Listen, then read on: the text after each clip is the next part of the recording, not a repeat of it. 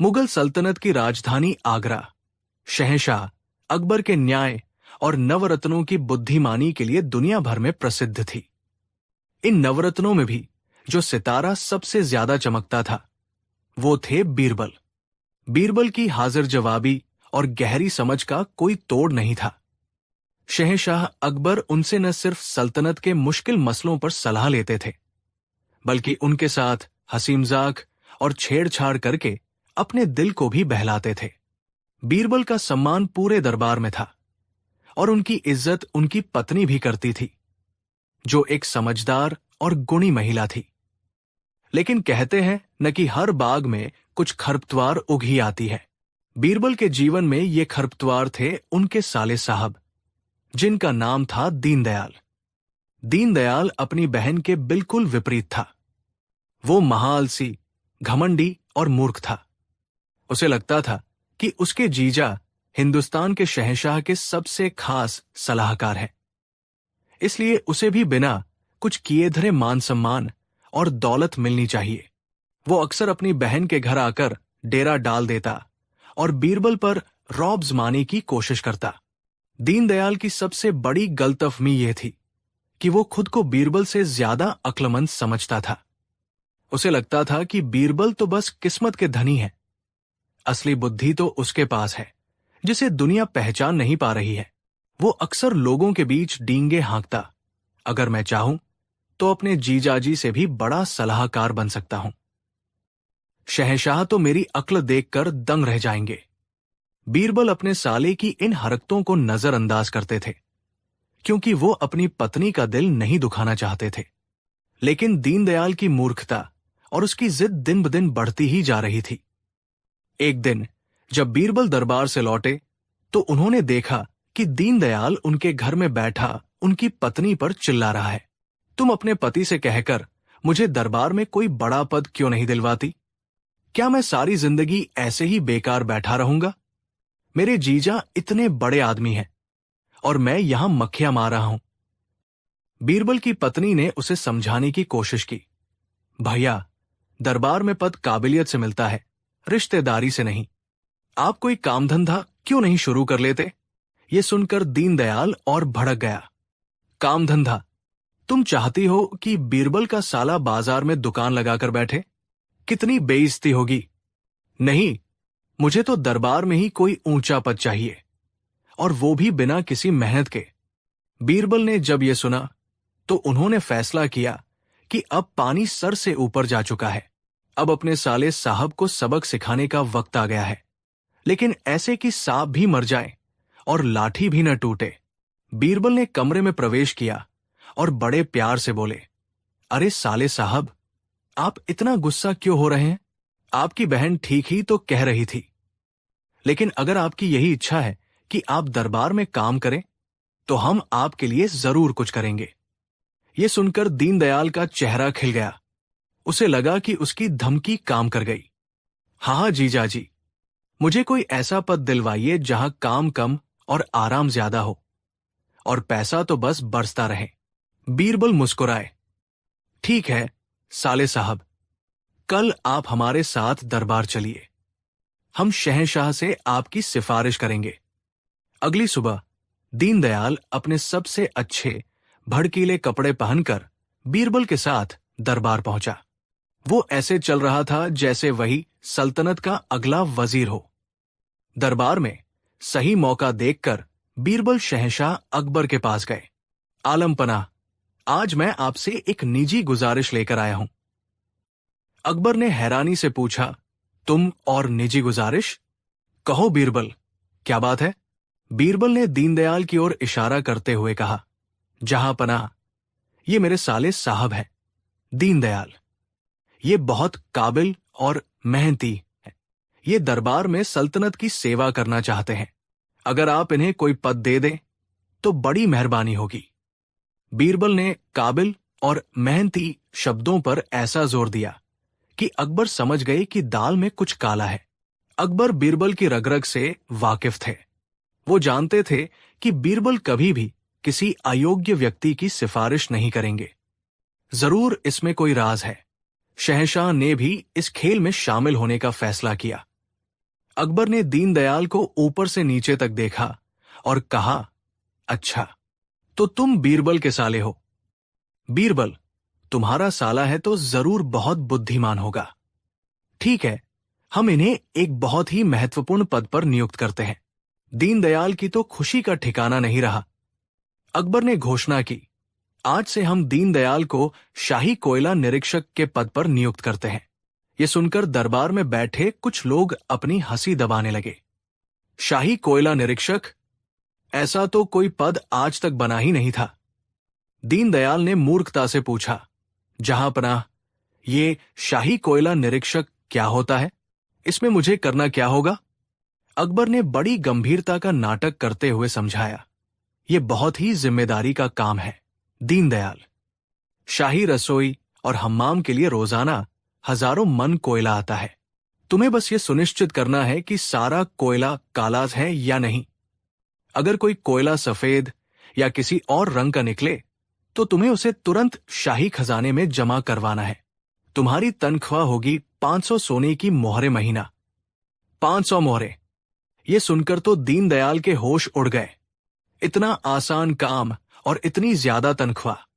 उसे लगा कि उसकी तो लॉटरी लग गई है। उसे बस ये देखना है कि कोयला काला है। इससे आसान काम और क्या हो सकता है?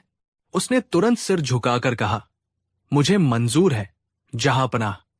मैं अपना काम पूरी ईमानदारी से करूंगा। बीरबल मन ही मन मुस्कुरा रहे थे। उन्होंने अपने साले के लिए एक ऐसा जाल बिछाया था जिसमें वो अपनी ही मूर्खता से फंसने वाला था। अगले दिन से दीनदयाल का काम शुरू हुआ। वो सुबह सुबह शाही भंडार घर पहुंच जाता, जहां कोयले से लदी गाड़ियां आती। मजदूर कोयले की बोरियां उतारते और दीनदयाल एक ऊंची कुर्सी पर बैठकर हर बोरी को घूर घूर कर देखता। वो एक एक कोयले को उठाकर परखता कि कहीं वो सफेद तो नहीं है। पहले कुछ दिन तो उसे बड़ा मजा आया।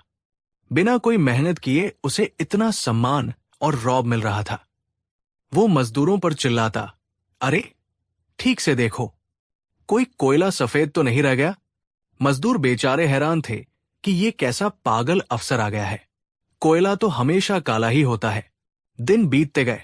दीनदयाल रोज सुबह से शाम तक कोयलों के ढेर के बीच बैठा रहता।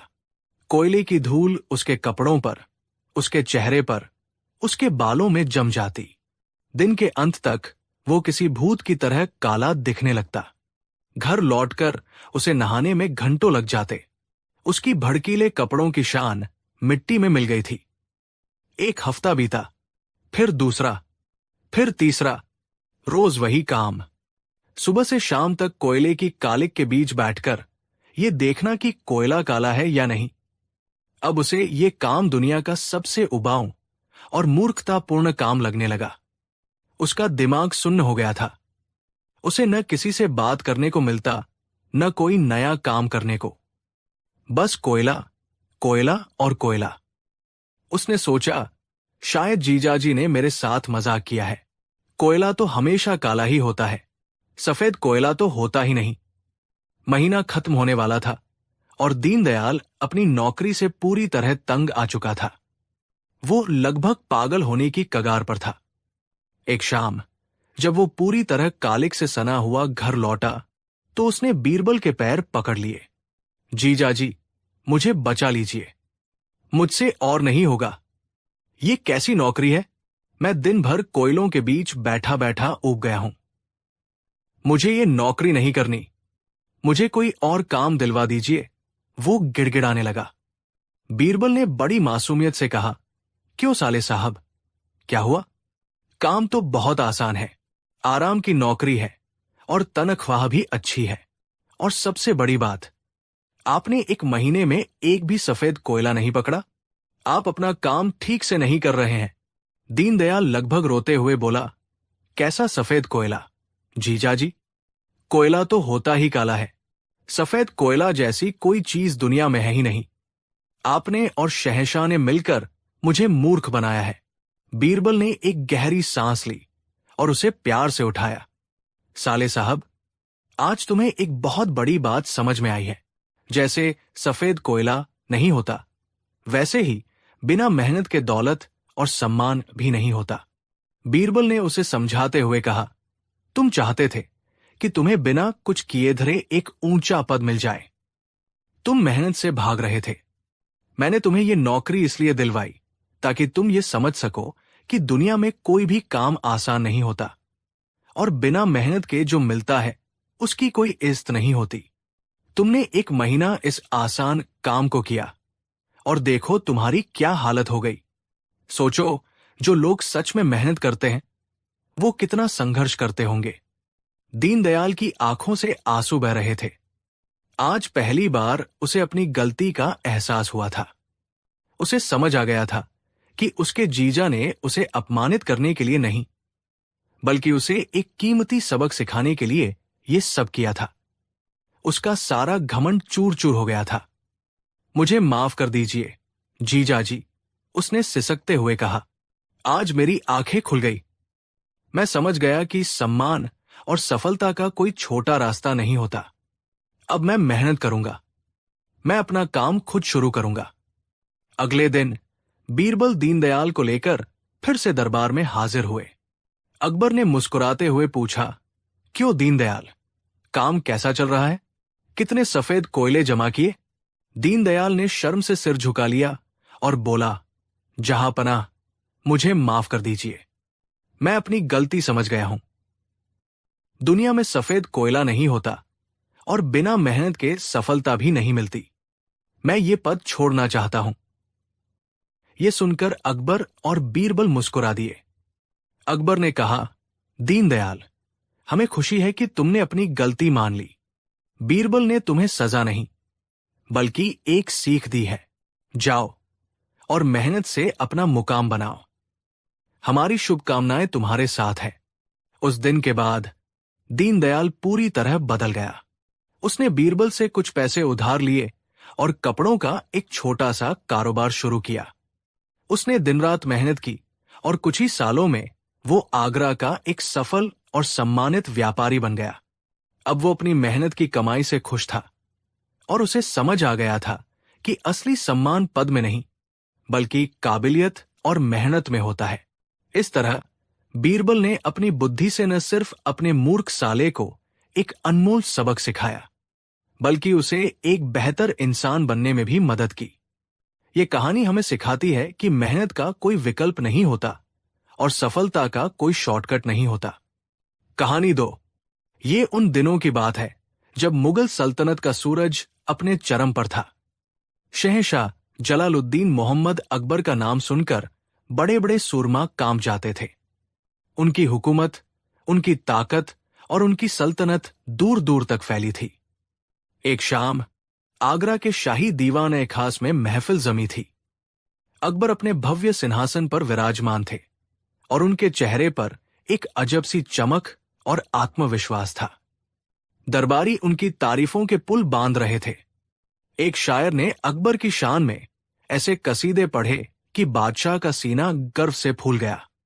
शायर ने कहा, जहांपनाह, आपकी बुद्धिमानी का लोहा तो पूरी दुनिया मानती है।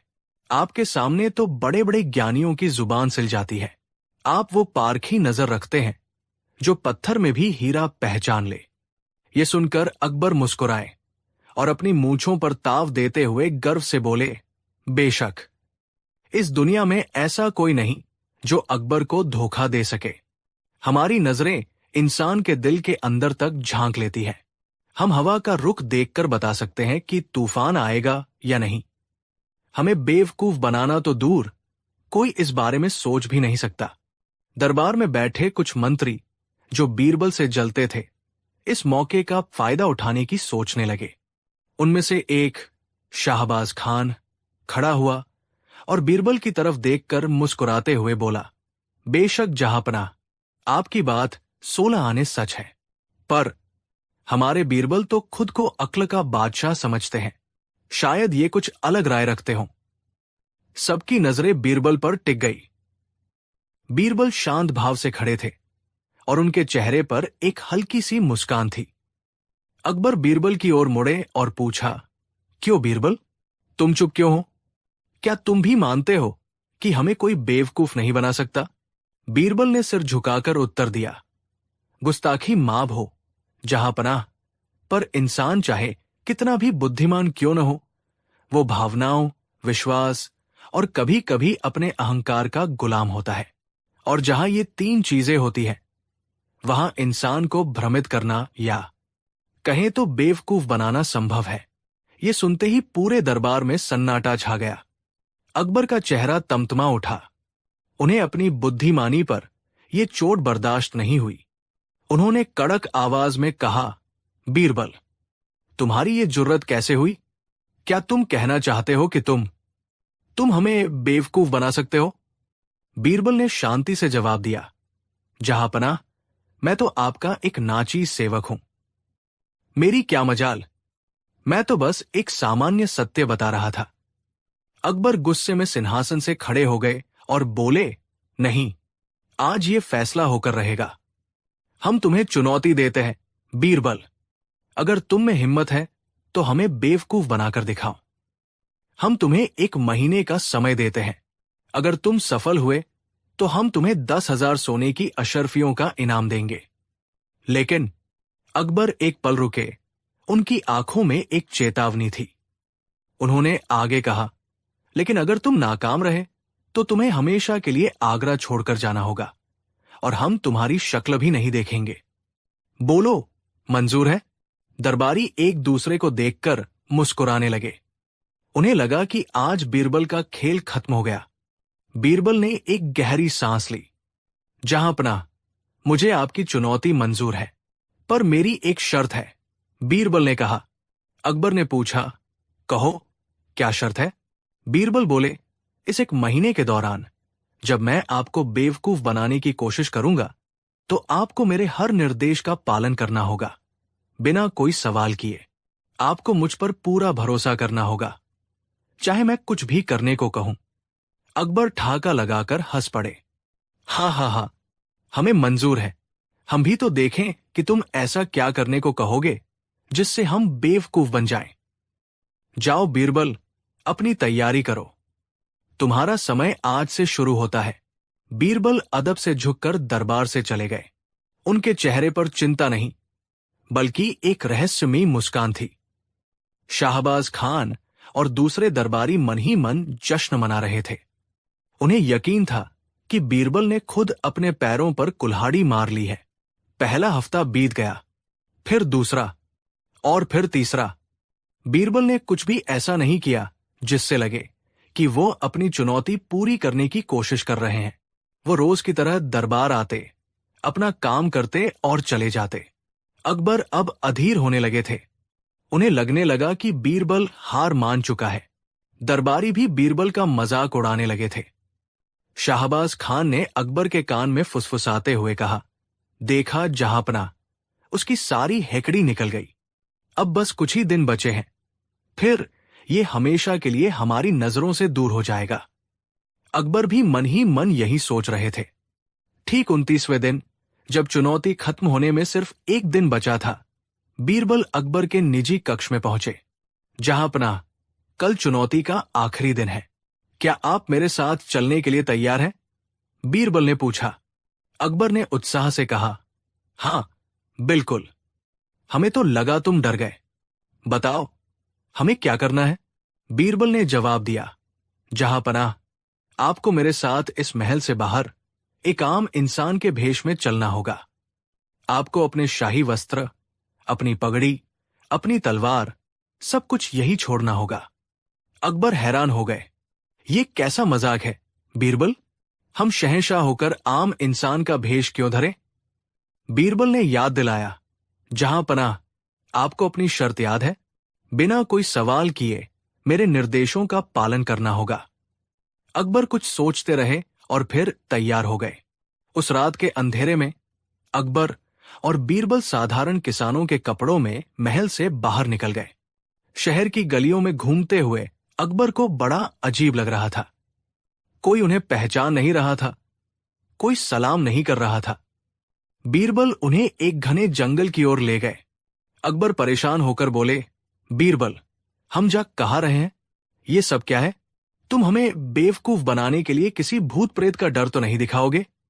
बीरबल मुस्कुराए, सब्र करे जहांपनाह। बस हम पहुंचने ही वाले हैं। जंगल के बीच में एक छोटी सी कुटिया थी। वहां एक साधु वेश में एक व्यक्ति बैठा था, जिसकी लंबी दाढ़ी और बाल थे। वो आंखें बंद करके ध्यान में लीन था। बीरबल ने अकबर के कान में कहा, जहां पनाह, ये बहुत बड़े ज्ञानी महात्मा है। इन्हें भविष्य दिखता है। इन्हें दुनिया का हर रहस्य पता है। आपको बेवकूफ बनाने की मेरी तरकीब इन्हीं से जुड़ी है। आपको बस वही करना है जो ये कहें। अकबर उस साधु को देखकर प्रभावित हो गए। वो उसके सामने हाथ जोड़कर बैठ गए। साधु ने धीरे धीरे अपनी आंखें खोली। असल में वो बीरबल का ही एक मित्र था, जिसे बीरबल ने ये सब सिखा पढ़ाकर भेजा था। साधु ने गंभीर आवाज में पूछा, कहो बालक, क्या चाहते हो? अकबर ने एक साधारण किसान की तरह कहा, महात्मा, मैं जानना चाहता हूं कि क्या मुझे कोई मूर्ख बना सकता है? साधु ने आंखें बंद करके कुछ सोचने का नाटक किया और फिर बोला, वत्स, तुम पर तुम्हारे अहंकार का साया है। तुम खुद को सर्वज्ञानी समझते हो। यही तुम्हारी सबसे बड़ी कमजोरी है। अगर तुम इस भ्रम से मुक्त होना चाहते हो तो तुम्हें एक कठिन कार्य करना होगा। अकबर ने कहा, आज्ञा दें महात्मा, मैं कुछ भी करने को तैयार हूं। साधु बोला, इसी जंगल में एक जादुई तालाब है। कल सुबह सूर्योदय से ठीक पहले तुम्हें उस तालाब में जाकर 100 डुबकियां लगानी होंगी। हर डुबकी के साथ तुम्हें जोर से चिल्लाना होगा, मुझसे बड़ा मूर्ख कोई नहीं। यह सुनकर अकबर का चेहरा उतर गया। ये मैं कैसे कर सकता हूं? मैं शहंशाहेंद। बीरबल ने तुरंत बीच में टोकते हुए कहा, जहां अपना, शर्त याद रखिए। भरोसा। अकबर चुप हो गए। उन्हें लगा कि यह जरूर बीरबल की कोई चाल है, लेकिन वो शर्त से बंधे थे। उन्होंने हां कर दी। अगली सुबह सूरज निकलने से ठीक पहले अकबर और बीरबल उस तालाब के पास खड़े थे। अकबर को ठंड लग रही थी और उनका मन इस बेतुके काम को करने का बिल्कुल नहीं था। उन्होंने भारी मन से अपने कपड़े उतारे और ठंडे पानी में उतर गए। बीरबल किनारे पर खड़े सब कुछ देख रहे थे। उनकी आंखों में एक अजीब सी चमक थी। अकबर ने पहली डुबकी लगाई और धीरे से कहा, मुझसे बड़ा मूर्ख कोई नहीं। बीरबल किनारे से बोले, जहां पनाह। आवाज नहीं आई। महात्मा ने कहा था, जोर से चिल्लाना है, तभी अहंकार टूटेगा। अकबर को गुस्सा तो बहुत आया, पर वो मजबूर थे। उन्होंने दूसरी डुबकी लगाई और थोड़ा जोर से चिल्लाए। ये सिलसिला चलता रहा। 10, 20, 50 डुबकियां हो गई। हर डुबकी के साथ अकबर का गुस्सा और अपमान बढ़ता जा रहा था। तभी अचानक झाड़ियों के पीछे से कुछ लोग निकले। वे कोई और नहीं बल्कि शाहबाज खान और उसके साथी दरबारी थे, जिन्हें बीरबल ने ही चुपके से वहां बुलाया था। वे अकबर को इस हालत में देखकर अपनी हंसी नहीं रोक पाए। शाहबाज खान ने मजाक उड़ाते हुए कहा, अरे, ये तो हमारे जहांपनाह है। देखिए तो, सल्तनत का मालिक आज खुद को मूर्ख कह रहा है। अकबर शर्म और गुस्से से लाल हो गए। उन्हें लगा कि बीरबल ने उन्हें अपमानित करने के लिए ये जाल बिछाया है। वो पानी से बाहर निकले और गुस्से में बीरबल की तरफ बढ़ते हुए चीखे, बीरबल, तुम्हारी ये हिम्मत! तुमने हमें पूरी दुनिया के सामने जलील कर दिया। तुमने हमें बेवकूफ बनाया। हम तुम्हें इसका दंड देंगे। दरबारी खुश हो गए। उन्हें लगा कि अब बीरबल का बचना नामुमकिन है। बीरबल ने शांत भाव से सिर झुकाकर कहा, एक मिनट जहांपनाह, मैंने आपको बेवकूफ कब बनाया? अकबर हैरानी से बोले, कब बनाया? ये सब क्या है? तुमने हमें एक ढोंगी साधु के कहने पर 100 बार खुद को मूर्ख कहलवाया और इन सबको यहां बुलाकर हमारा तमाशा बनवाया। यही तो है हमें बेवकूफ बनाना। बीरबल मुस्कुराए। ये वो मुस्कान थी जिसमें पूरी कहानी का रहस्य छिपा था। उन्होंने बहुत ही विनम्रता और तर्क के साथ कहना शुरू किया, जहांपनाह, जरा गौर फरमाइए। मैंने आपसे क्या कहा था?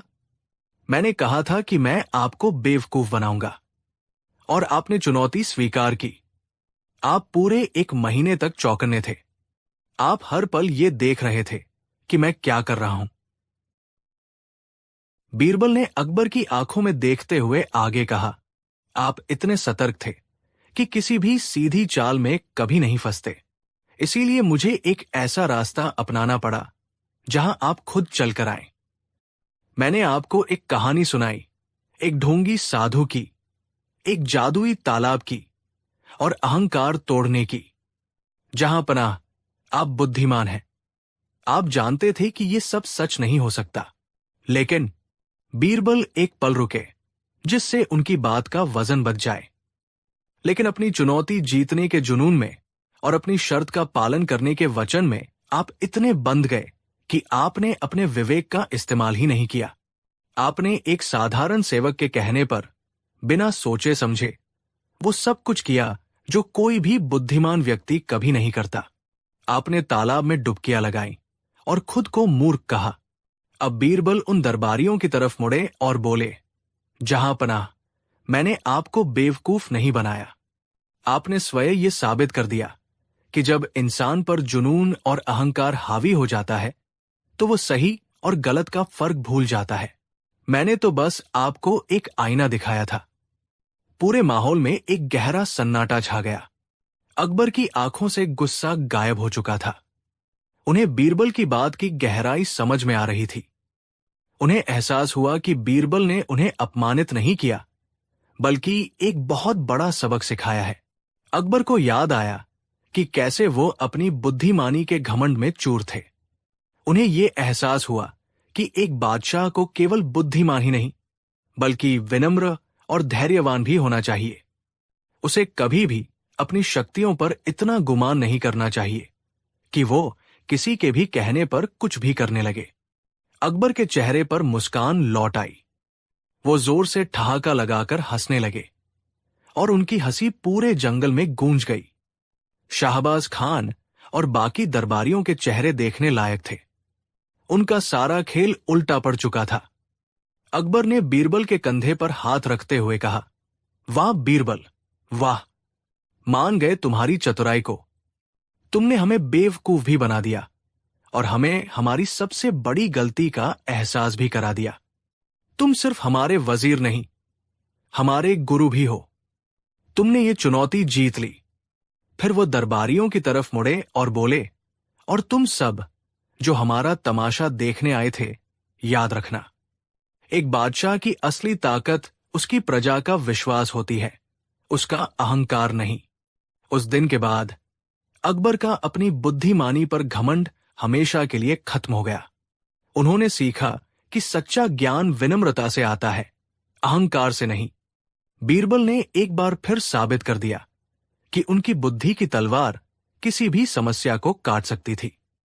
ये कहानी हमें सिखाती है कि चाहे हम कितने भी ज्ञानी या शक्तिशाली क्यों न हो जाएं, हमें कभी भी अपने विवेक का साथ नहीं छोड़ना चाहिए। विश्वास करना अच्छी बात है, पर अंधविश्वास हमें मूर्ख बना सकता है। और सबसे बड़ा सबक यह है कि अहंकार इंसान की बुद्धि पर पर्दा डाल देता है। कहानी 3।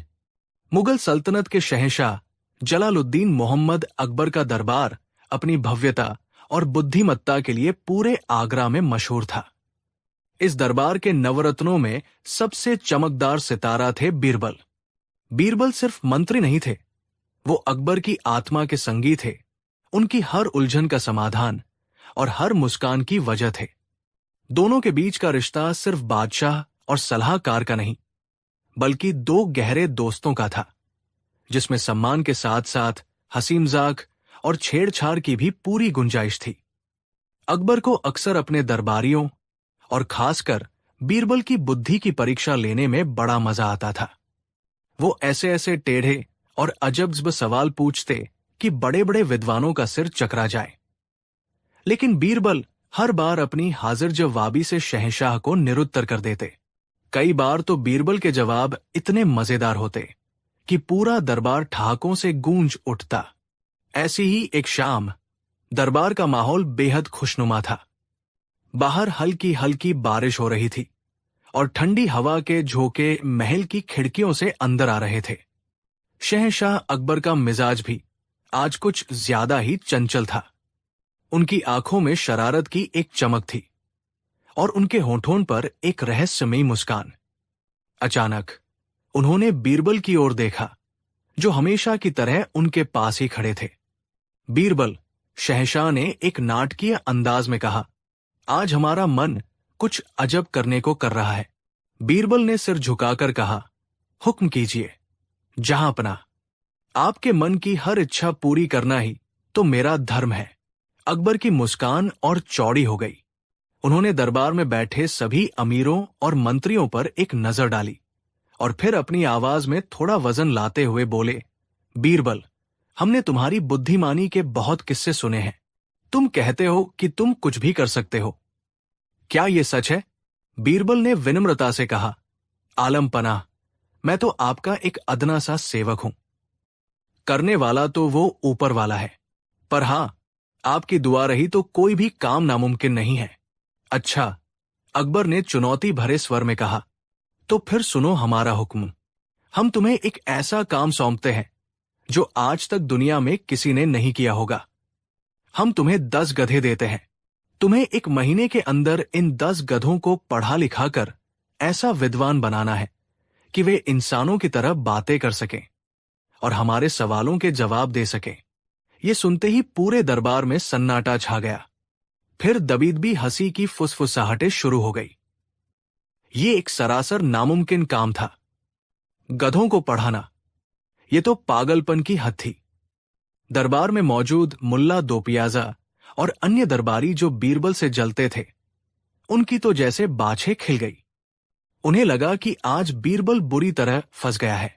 अब वो या तो हार मानकर अपनी अयोग्यता स्वीकार करेगा या फिर ये काम करने की कोशिश में जलील होगा। मुल्ला दोपियाजा ने मन ही मन सोचा, आ गया ऊंट पहाड़ के नीचे। अब कहा जाएगी इसकी सारी अक्लमंदी। अब बनेगा ये गधों का मास्टर। अकबर की आंखों में भी एक विजयी चमक थी। उन्हें पूरा यकीन था कि आज उन्होंने बीरबल को ऐसी जगह लाकर खड़ा कर दिया है जहां से निकलने का कोई रास्ता नहीं है। लेकिन बीरबल के चेहरे पर न कोई घबराहट थी, न कोई चिंता। वो शांत भाव से मुस्कुरा रहे थे, जैसे ये कोई रोजमर्रा का काम हो। जहांपनाह, बीरबल ने बड़े ही सहज भाव से कहा, आपका हुक्म सिर आंखों पर। मैं इन गधों को जरूर पढ़ाऊंगा, लेकिन मेरी कुछ शर्तें हैं। अकबर हैरान हुए। इस नामुमकिन काम में भी शर्तें?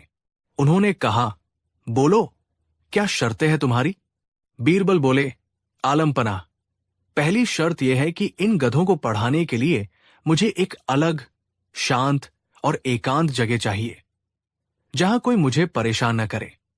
दूसरी शर्त यह है कि इन गधों के खाने पीने और मेरी जरूरतों के लिए शाही खजाने से मुझे 1000 सोने की मोहरें दी जाए। और मेरी तीसरी और सबसे जरूरी शर्त यह है कि इस 1 महीने के दौरान शहंशाह समेत कोई भी व्यक्ति ये देखने नहीं आएगा कि मैं गधों को कैसे पढ़ा रहा हूं। आप 1 महीने बाद ही नतीजा देखेंगे।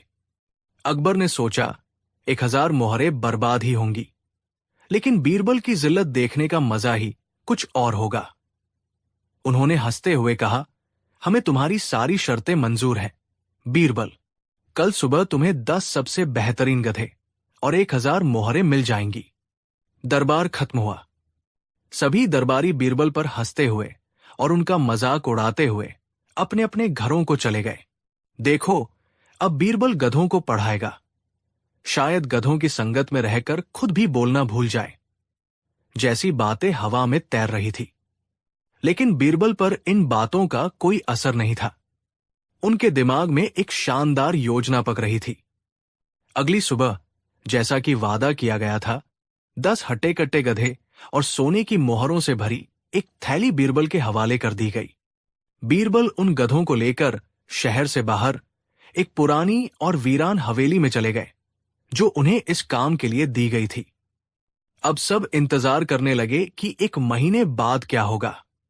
दिन बीतते गए, हफ्ते बीतते गए। मुल्ला दोपियाजा और दूसरे दरबारी रोज दरबार में बीरबल का मजाक उड़ाते। क्यों जहांपनाह, आपके गधों के स्कूल का क्या हाल है? सुना है बीरबल आजकल ढेंचू की भाषा सीख रहे हैं। शहंशाह अकबर भी मन ही मन बहुत खुश थे। उन्हें उस दिन का बेसब्री से इंतजार था जब बीरबल खाली हाथ, शर्मिंदा चेहरा लिए उनके सामने खड़े होंगे। उधर उस वीरान हवेली में कुछ और ही चल रहा था।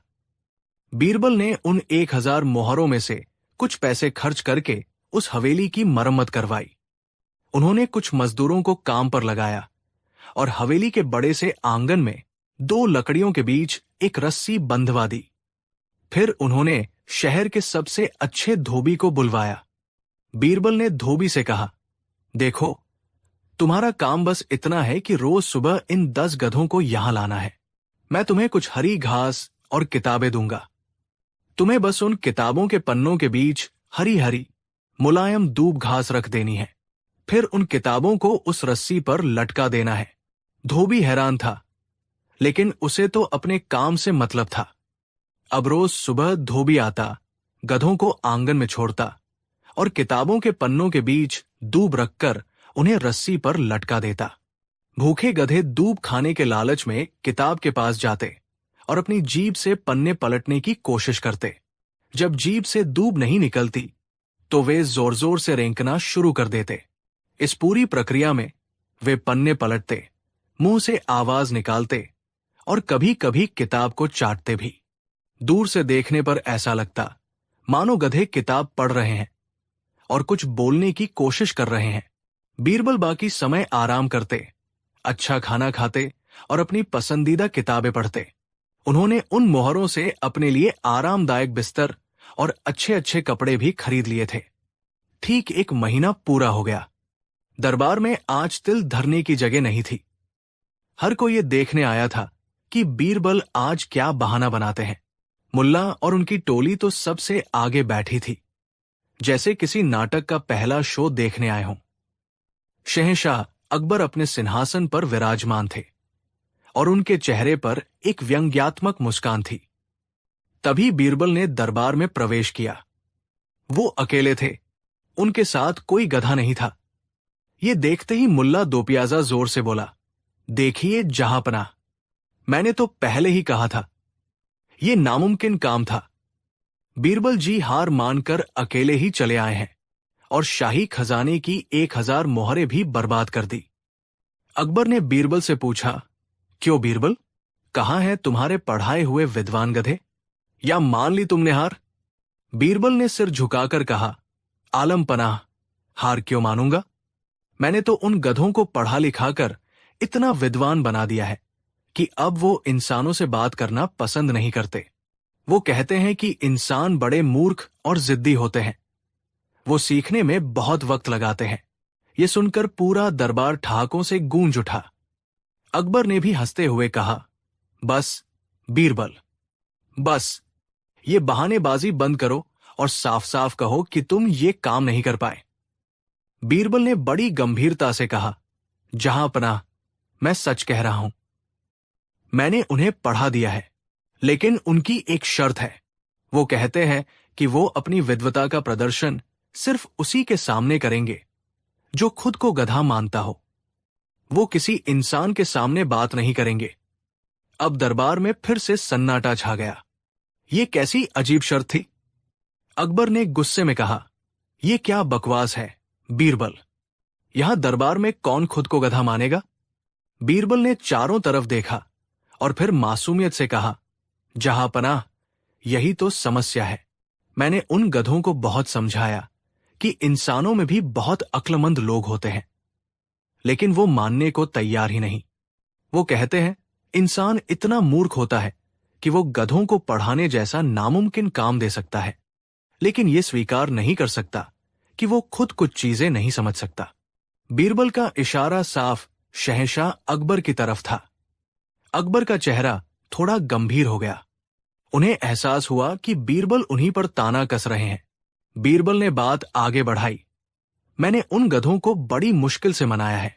वो कहते हैं कि ठीक है, हम अपनी विद्वता का प्रदर्शन करेंगे, लेकिन इसके लिए हमें यहां दरबार में अपने जैसे और गधों की एक सूची चाहिए।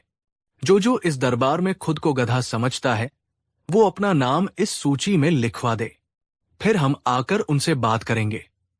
ये सुनकर सभी दरबारी एक दूसरे का मुंह ताकने लगे।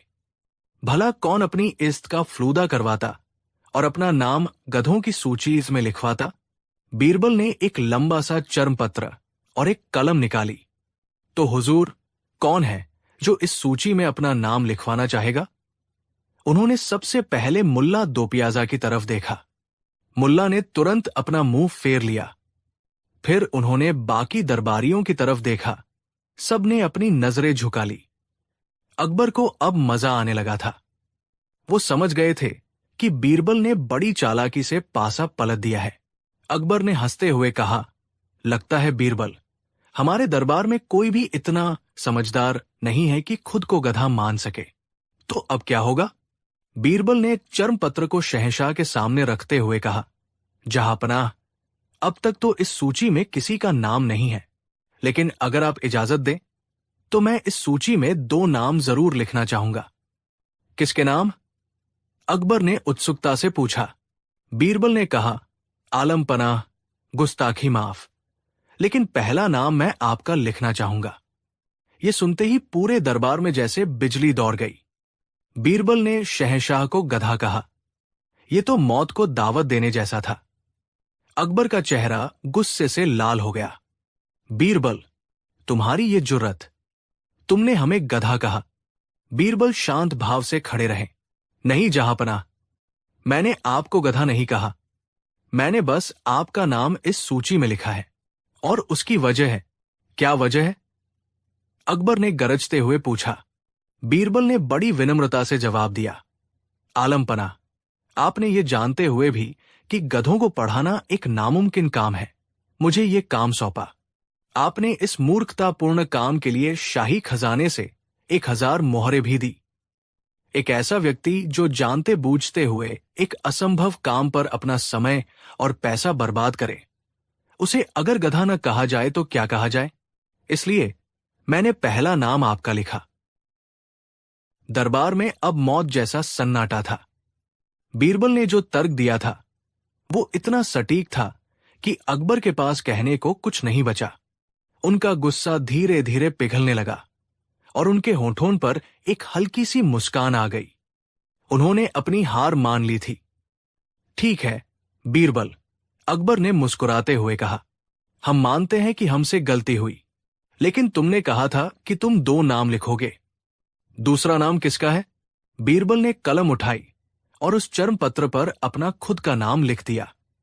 दूसरा नाम मैंने अपना लिखा है, जहांपनाह। अब अकबर और भी हैरान हुए।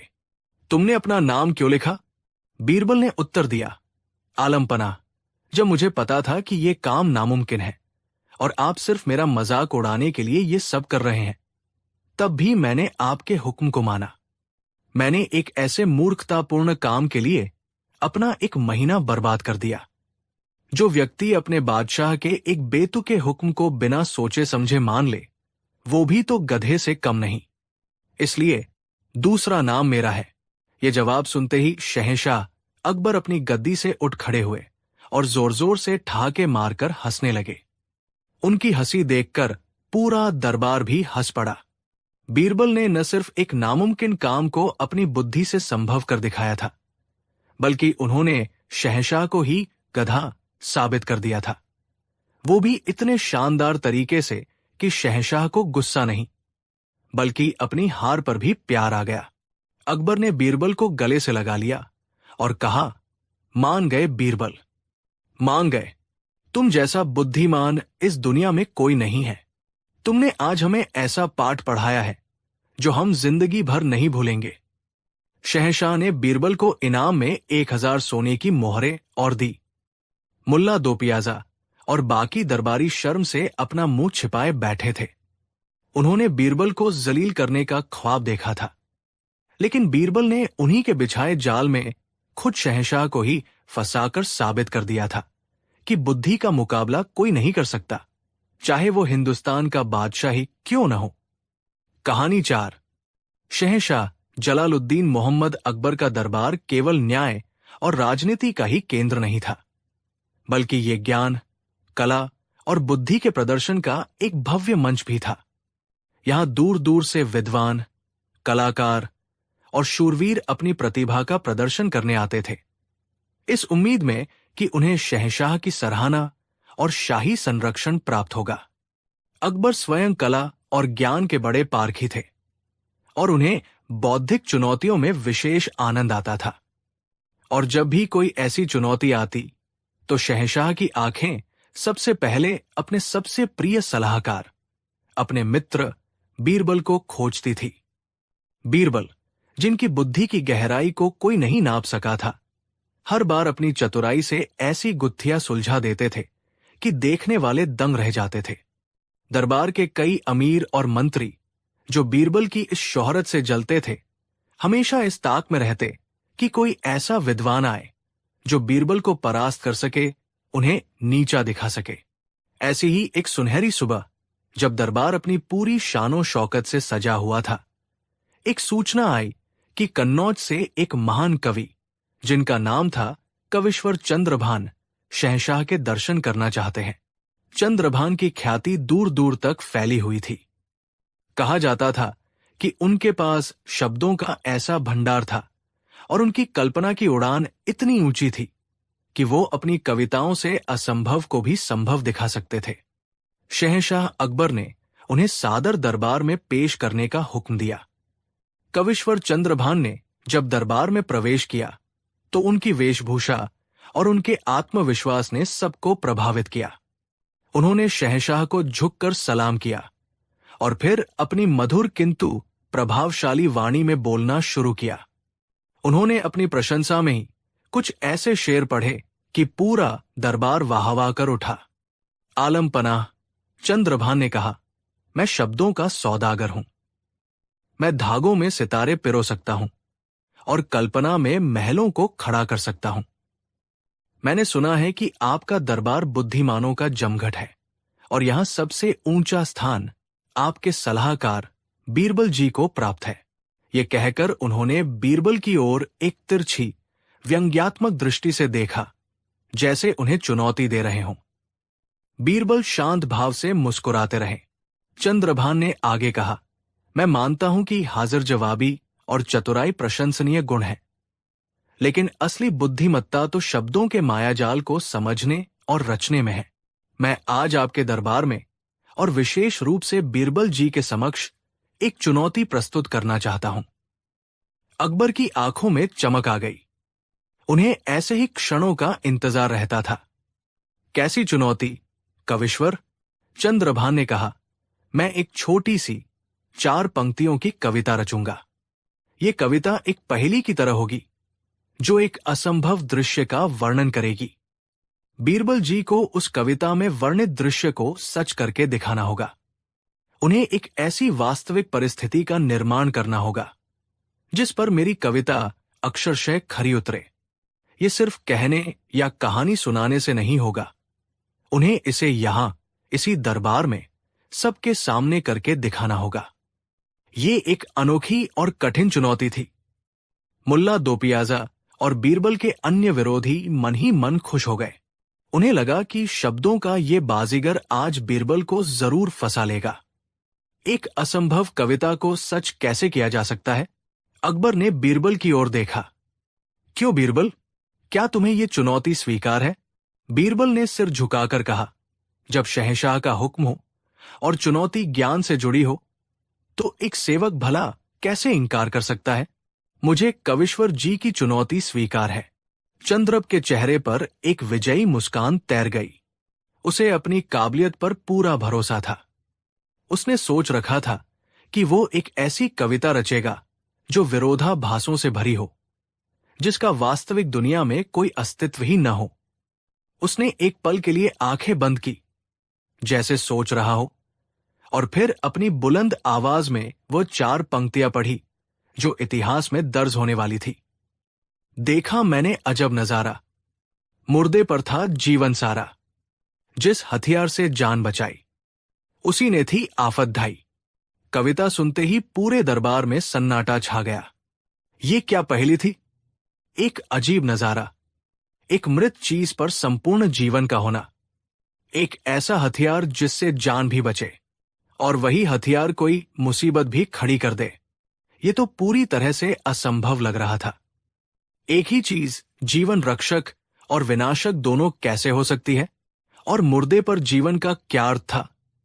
चंद्रभान ने अपनी बात को और पक्का करते हुए शर्त रखी, अगर बीरबल जी इस दृश्य को कल शाम तक इसी दरबार में सच करके नहीं दिखा पाए, तो उन्हें यह मानना होगा कि व्यावहारिक बुद्धि काव्यकला के सामने बौनी है, और उन्हें 1 महीने तक दरबार में सलाहकार का काम छोड़कर मेरे शिष्य के रूप में काव्यकला सीखनी होगी।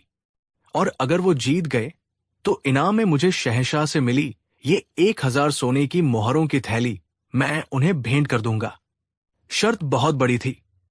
बीरबल की इज्जत और उनका पद दांव पर लगा था। अकबर ने एक बार फिर बीरबल की ओर देखा। बीरबल अभी भी शांत थे। मुझे 1 दिन का समय चाहिए। जहां पनाह, बीरबल ने कहा, कल शाम मैं कविश्वर जी की कविता का सचित्र वर्णन इसी दरबार में प्रस्तुत करूंगा। दरबार खत्म हुआ। सभी दरबारी आपस में कानाफूसी कर रहे थे। सबको यकीन था कि बीरबल ने जल्दबाजी में चुनौती स्वीकार कर ली है और अब वो बुरी तरह फंस गए हैं। चंद्रभान अपनी जीत के सपने देखता हुआ अपने खेमे में चला गया। अगला दिन बीरबल के लिए बहुत महत्वपूर्ण था, लेकिन वो सुबह से ही अपने दैनिक कार्यों में लगे रहे, जैसे कुछ हुआ ही न हो। उन्होंने कुछ सिपाहियों को कुछ अजीब अजीब आदेश दिए, जिन्हें सुनकर सिपाही भी हैरान थे, लेकिन उन्होंने चुपचाप हुक्म का पालन किया। शाम हुई। दरबार खचाखच भर गया था। आज सिर्फ दरबारी ही नहीं, बल्कि आगरा शहर के कई आम लोग भी ये अनोखा मुकाबला देखने आए थे। कविश्वर चंद्रभान अपने आसन पर विजेता की तरह बैठे थे। उनके चेहरे पर अहंकार साफ झलक रहा था। बीरबल ने दरबार में प्रवेश किया। उनके चेहरे पर वही चिरपरिचित मुस्कान थी। क्या तुम तैयार हो, बीरबल? अकबर ने पूछा। जी, जहां पनाह, बीरबल ने कहा, लेकिन इस कविता को सजीव करने के लिए मुझे कुछ चीजों की आवश्यकता होगी, और मैं चाहूंगा कि आप और दरबार के सभी सदस्य धैर्य और शांति से ये सब देखें। बीरबल ने इशारा किया। 2 सिपाही अंदर आए। एक के हाथ में मिट्टी का एक बड़ा सा घड़ा था। दूसरे के हाथ में एक छोटा सा पालना था, जिसमें एक नन्हा सा बच्चा आराम से सो रहा था।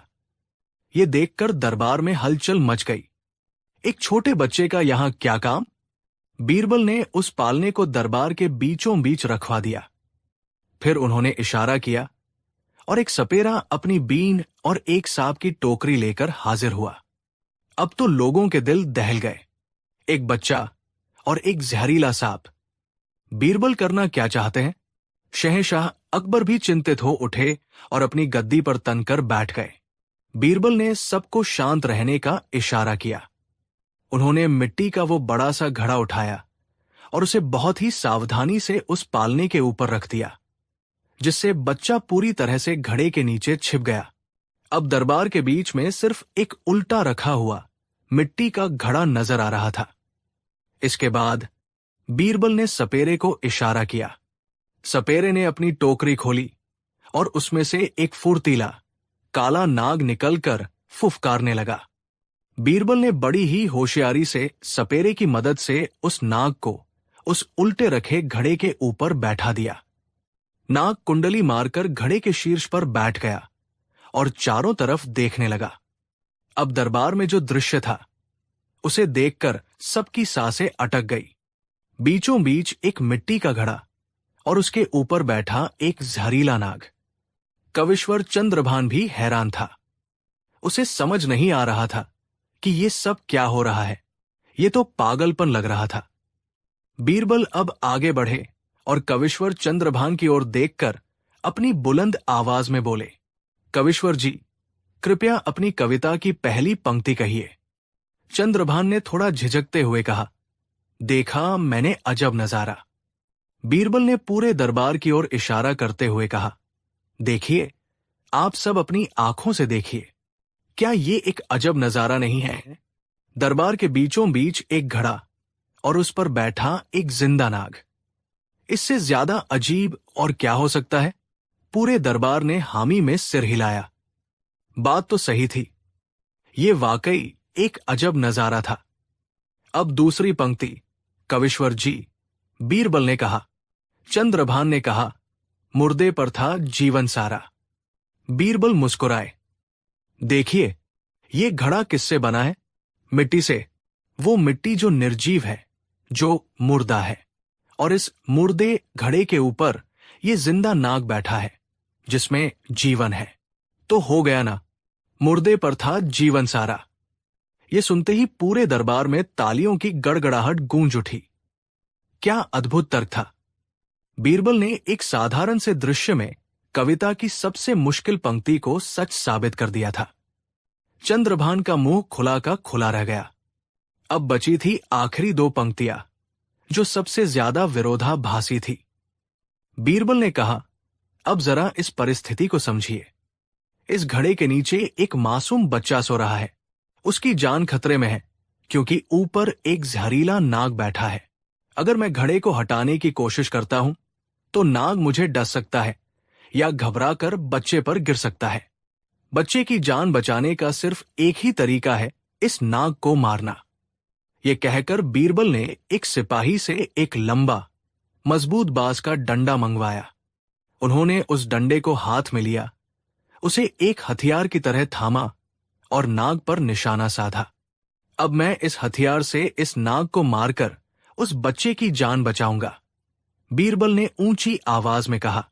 और इससे पहले कि कोई कुछ समझ पाता, बीरबल ने पूरी ताकत और सटीकता से उस बांस के डंडे से नाग के फन पर प्रहार किया।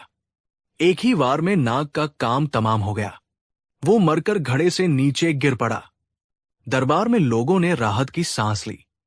बीरबल ने उस बांस के डंडे को ऊपर उठाते हुए कविश्वर से कहा, तीसरी पंक्ति कहिए। चंद्रभान ने कांपती आवाज में कहा, जिस हथियार से जान बचाई। बीरबल ने कहा, देखिए, ये है वो हथियार, ये बांस का डंडा। इसी से मैंने नाग को मारकर उस बच्चे की जान बचाई है। लेकिन कहानी अभी खत्म नहीं हुई थी। बीरबल के जोरदार प्रहार से वो मिट्टी का घड़ा भी चटाक की आवाज के साथ टूटकर चकनाचूर हो गया था। घड़े के टूटने और जोरदार आवाज से नीचे सो रहा बच्चा जाग गया और डरकर जोर जोर से रोने लगा। बीरबल ने उस रोते हुए बच्चे और टूटे हुए घड़े की ओर इशारा किया और चंद्रभान से कहा, अब आखिरी पंक्ति कहिए। चंद्रभान के मुंह से शब्द नहीं निकल रहे थे। बीरबल ने खुद ही वो पंक्ति पूरी की। उसी ने थी आफत ढाई। बीरबल ने समझाया, देखिए, यही वो बांस का डंडा है जिसने बच्चे की जान बचाई, और इसी डंडे के प्रहार ने इस बेचारे घड़े को तोड़कर आफत ढाई। इसी ने इस मासूम बच्चे को डराकर रुलाने की आफत ढाई। तो साबित हो गया कि जिस हथियार ने जान बचाई, उसी ने आफत भी ढाई। अब दरबार में जो सन्नाटा था, वो तालियों के तूफान में बदल गया। लोग अपनी जगहों पर खड़े होकर बीरबल की बुद्धिमानी का अभिवादन कर रहे थे। शहंशाह अकबर अपनी गद्दी से उतरकर बीरबल के पास आए और उन्हें गले से लगा लिया। मान गए बीरबल, मान गए। शहंशाह ने कहा, तुम्हारी बुद्धि का कोई मुकाबला नहीं है।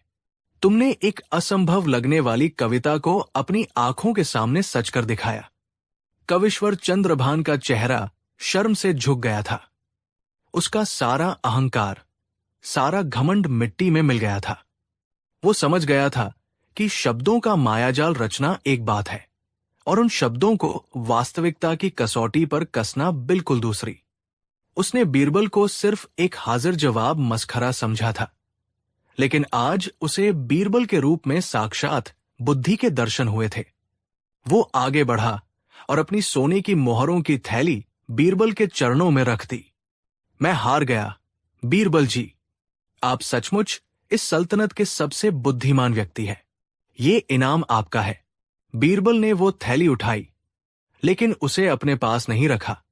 उन्होंने उस बच्चे के माता पिता को बुलाया, जिन्हें बीरबल ने पहले ही समझा बुझाकर इस प्रदर्शन के लिए राजी कर लिया था, और आधी मोहरें उन्हें देते हुए कहा, ये आपके बच्चे के साहस का इनाम है।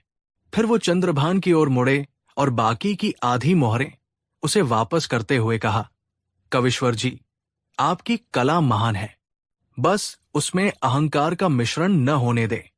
इन मोहरों से आप कन्नौज में युवा कवियों के लिए एक पाठशाला खोलें, ताकि आपकी ये कला और आगे बढ़े।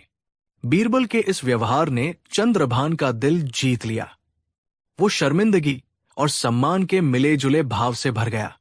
उसने बीरबल से माफी मांगी और एक बेहतर और विनम्र इंसान बनकर आगरा से विदा हुआ। इस तरह बीरबल ने न सिर्फ एक घमंडी कवि को उसी की कविता के जाल में फंसाकर सबक सिखाया, बल्कि अपनी महानता और उदारता का भी परिचय दिया। ये कहानी इस बात का प्रतीक बन गई कि सच्ची बुद्धि सिर्फ समस्याओं को सुलझाने में नहीं, बल्कि दिलों को जीतने में भी है। कहानी 5। शहंशाह जलालुद्दीन मोहम्मद अकबर के दरबार की शान ही निराली थी। यहां ज्ञान की गंगा बहती थी तो कला का सागर भी लहराता था।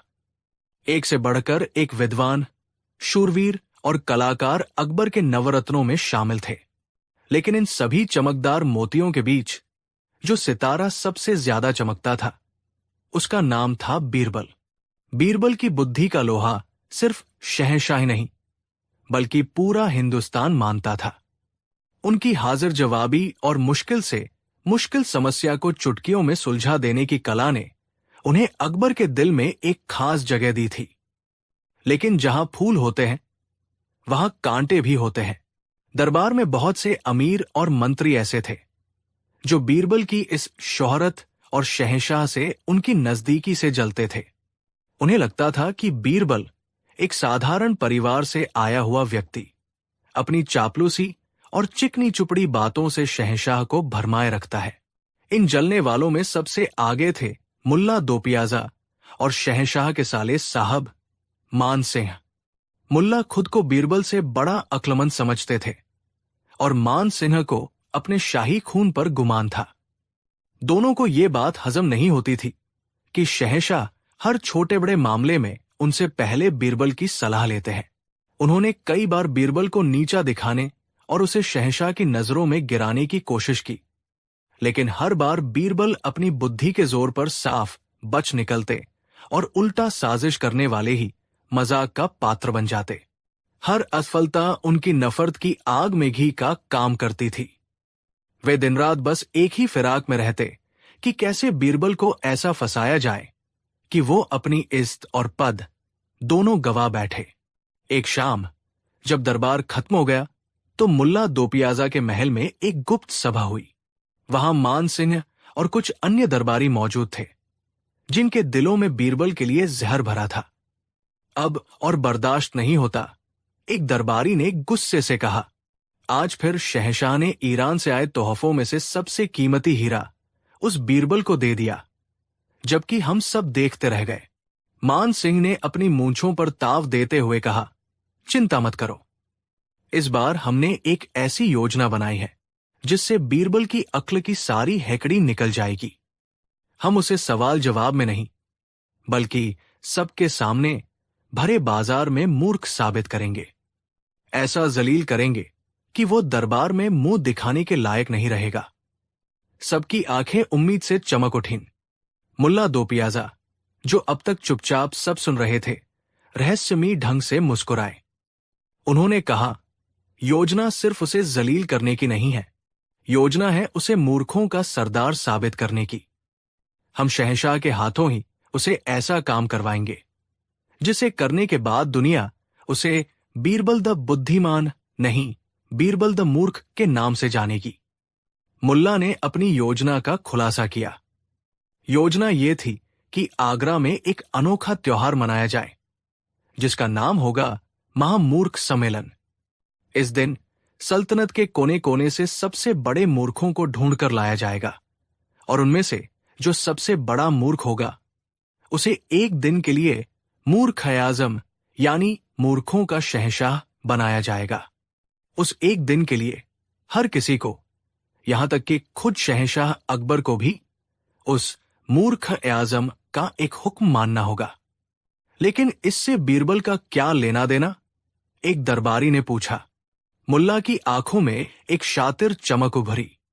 लेना देना है, हम पहले शहंशाह से इस त्योहार के लिए हामी भरवा लेंगे और उनसे शाही वचन ले लेंगे कि वे नियमों का पालन करेंगे और जब हमारा चुना हुआ मूर्ख आज़म गद्दी पर बैठेगा तो हम उससे बीरबल के लिए एक ऐसा हुक्म दिलवाएंगे जिसे पूरा करने में बीरबल की सारी बुद्धिमानी धरी की धरी रह जाएगी। वो सबके सामने एक तमाशा बनकर रह जाएगा। ये योजना सबको पसंद आई। ये एक ऐसा जाल था जिसमें सवाल नहीं, बल्कि हालात बीरबल को फंसाने वाले थे। अब बस इंतजार था इस योजना को अंजाम देने का। अगले दिन भरे दरबार में मान सिंह ने बड़ी विनम्रता का नकाब ओढ़कर शहंशाह के सामने एक अर्जी पेश की। आलम पनाह, सल्तनत में हर तरफ अमन चैन है। आपकी हुकूमत का परचम लहरा रहा है। ऐसे में प्रजा के मनोरंजन और दिल बहलाने के लिए एक नए उत्सव की शुरुआत की जाए तो कैसा रहेगा? अकबर को हमेशा से ही नई और अनोखी चीजों में दिलचस्पी रहती थी। उन्होंने पूछा, कैसा उत्सव मान सिंह? मुल्ला दोपियाजा ने आगे बढ़कर कहा, जहां पनाह, इसका नाम होगा महामूर्ख सम्मेलन।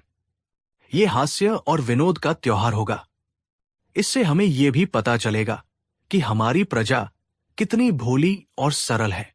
इस दिन हम सल्तनत के सबसे बड़े मूर्ख को मूर्ख आज़म का ताज पहनाएंगे और एक दिन के लिए उसे सम्मान देंगे। यह आपकी उदारता का भी प्रतीक होगा। अकबर को यह विचार बड़ा मजेदार लगा। उन्होंने ठहाका लगाते हुए कहा, वाह, क्या ख्याल है, हमें मंजूर है। इसकी तैयारियां शुरू की जाए। तभी मुल्ला ने अपनी चाल चली, जहां पनाह, इस उत्सव की एक शर्त है। इसकी गरिमा बनाए रखने के लिए आपको शाही वचन देना होगा कि उस दिन आप समेत दरबार का हर सदस्य मूर्ख आज़म के एक हुक्म का पालन जरूर करेगा, चाहे वो कितना भी अजीब क्यों न हो। अकबर ने हंसते हुए कहा, हमें स्वीकार है। हम शाही वचन देते हैं। साजिश करने वालों की आंखों में जीत की चमक तैर गई। उन्होंने शहंशाह को उनके ही वचन के जाल में बांध लिया था। बीरबल दरबार में मौजूद थे और ये सब देख सुन रहे थे। उनके चेहरे पर एक हल्की सी मुस्कान थी, जैसे वो आने वाले तूफान को पहले ही भांप चुके हों, लेकिन वो खामोश रहे। अब शुरू हुई सल्तनत के सबसे बड़े मूर्ख की खोज। मुल्ला और मान सिंह ने अपने सिपाही चारों दिशाओं में भेज दिए, लेकिन उनका मकसद किसी असली मूर्ख को खोजना नहीं था। उनका मकसद था एक ऐसे व्यक्ति को खोजना जो उनके इशारों पर नाच सके। कुछ दिनों की खोज के बाद उन्हें आगरा के पास के एक गांव में बुद्धू राम नाम का एक व्यक्ति मिला। बुद्धू राम सचमुच में महामूर्ख था। उसकी मूर्खता के किस्से दूर दूर तक मशहूर थे। वो उसी डाल को काटता था जिस पर बैठा होता, नदी से टोकरी में पानी भरने की कोशिश करता और अपनी ही परछाई से लड़ता रहता था। वो साजिश करने वालों के लिए एकदम सही मोहरा था। उन्होंने बुद्धू राम को सोने के सिक्कों का लालच दिया और उसे अच्छी तरह सिखा पढ़ा दिया कि ताज पहनने के बाद उसे क्या करना है और बीरबल को क्या हुक्म देना है। महामूर्ख सम्मेलन का दिन आ गया। आगरा के मुख्य चौक पर एक विशाल मंच सजाया गया था। चारों तरफ भीड़ जमा थी। शहंशाह अकबर अपने पूरे दरबार के साथ सिंहासन पर विराजमान थे। एक एक करके कई मूर्ख अपनी कला का प्रदर्शन करने आए, लेकिन जब बुद्धू राम मंच पर आया तो उसने अपनी हरकतों से सबको हंसा-हंसाकर लोट-पोट कर दिया। जैसा कि योजना थी, उसे सर्वसम्मति से मूर्ख आज़म चुन लिया गया। उसे एक मजाकिया सा ताज पहनाया गया और एक नकली सिंहासन पर बिठाया गया। मुल्ला दोपियाजा और मान सिंह की आंखें चमक रही थी। अब असली खेल शुरू होने वाला था। मुल्ला ने शहंशाह को उनका वचन याद दिलाया, जहां पनाह, अब समय आ गया है कि मूर्ख आज़म अपना पहला हुक्म सुनाए। बुद्धू राम, जो अब तक सिंहासन पर बैठकर ऊँग रहा था, मुल्ला का इशारा पाते ही अकड़ कर खड़ा हो गया। उसने अपनी मोटी आवाज में कहा, हमारा हुक्म है कि वो रटारटाया संवाद भूल रहा था। मान सिंह ने धीरे से उसके कान में फुसफुसाया। बुद्धू राम के चेहरे पर चमक आ गई। हाँ, हमारा हुक्म है कि इस दरबार का सबसे अक्लमंद आदमी बीरबल आज पूरे दिन हमारा निजी सेवक बनेगा और हमारा पहला काम यह है कि बीरबल हमें अपने कंधों पर बिठाकर पूरे आगरा शहर का चक्कर लगवाएगा और चक्कर लगाते समय वह चिल्लाएगा, देखो, एक अक्लमंद एक शहंशाह को उठाए हुए है। ये सुनते ही पूरे मैदान में सन्नाटा छा गया। ये बीरबल का अपमान था, उनकी बुद्धि और उनके पद की सरेआम तौहीन थी। शहंशाह अकबर का चेहरा गुस्से से लाल हो गया। उन्हें एहसास हुआ कि ये कोई मजाक नहीं, बल्कि बीरबल के खिलाफ एक गहरी साजिश है। वो कुछ कहने के लिए हुए, लेकिन मुल्ला ने तुरंत याद दिलाया, जहांपनाह, आपका शाही वचन। अकबर अपने ही वचन से बंध चुके थे। उन्होंने लाचारी भरी नजरों से बीरबल की ओर देखा। बीरबल के चेहरे पर न गुस्सा था, न अपमान का भाव। वो शांत थे, जैसे कुछ हुआ ही न हो। साजिश करने वाले दरबारी मन ही मन अपनी जीत का जश्न मना रहे थे।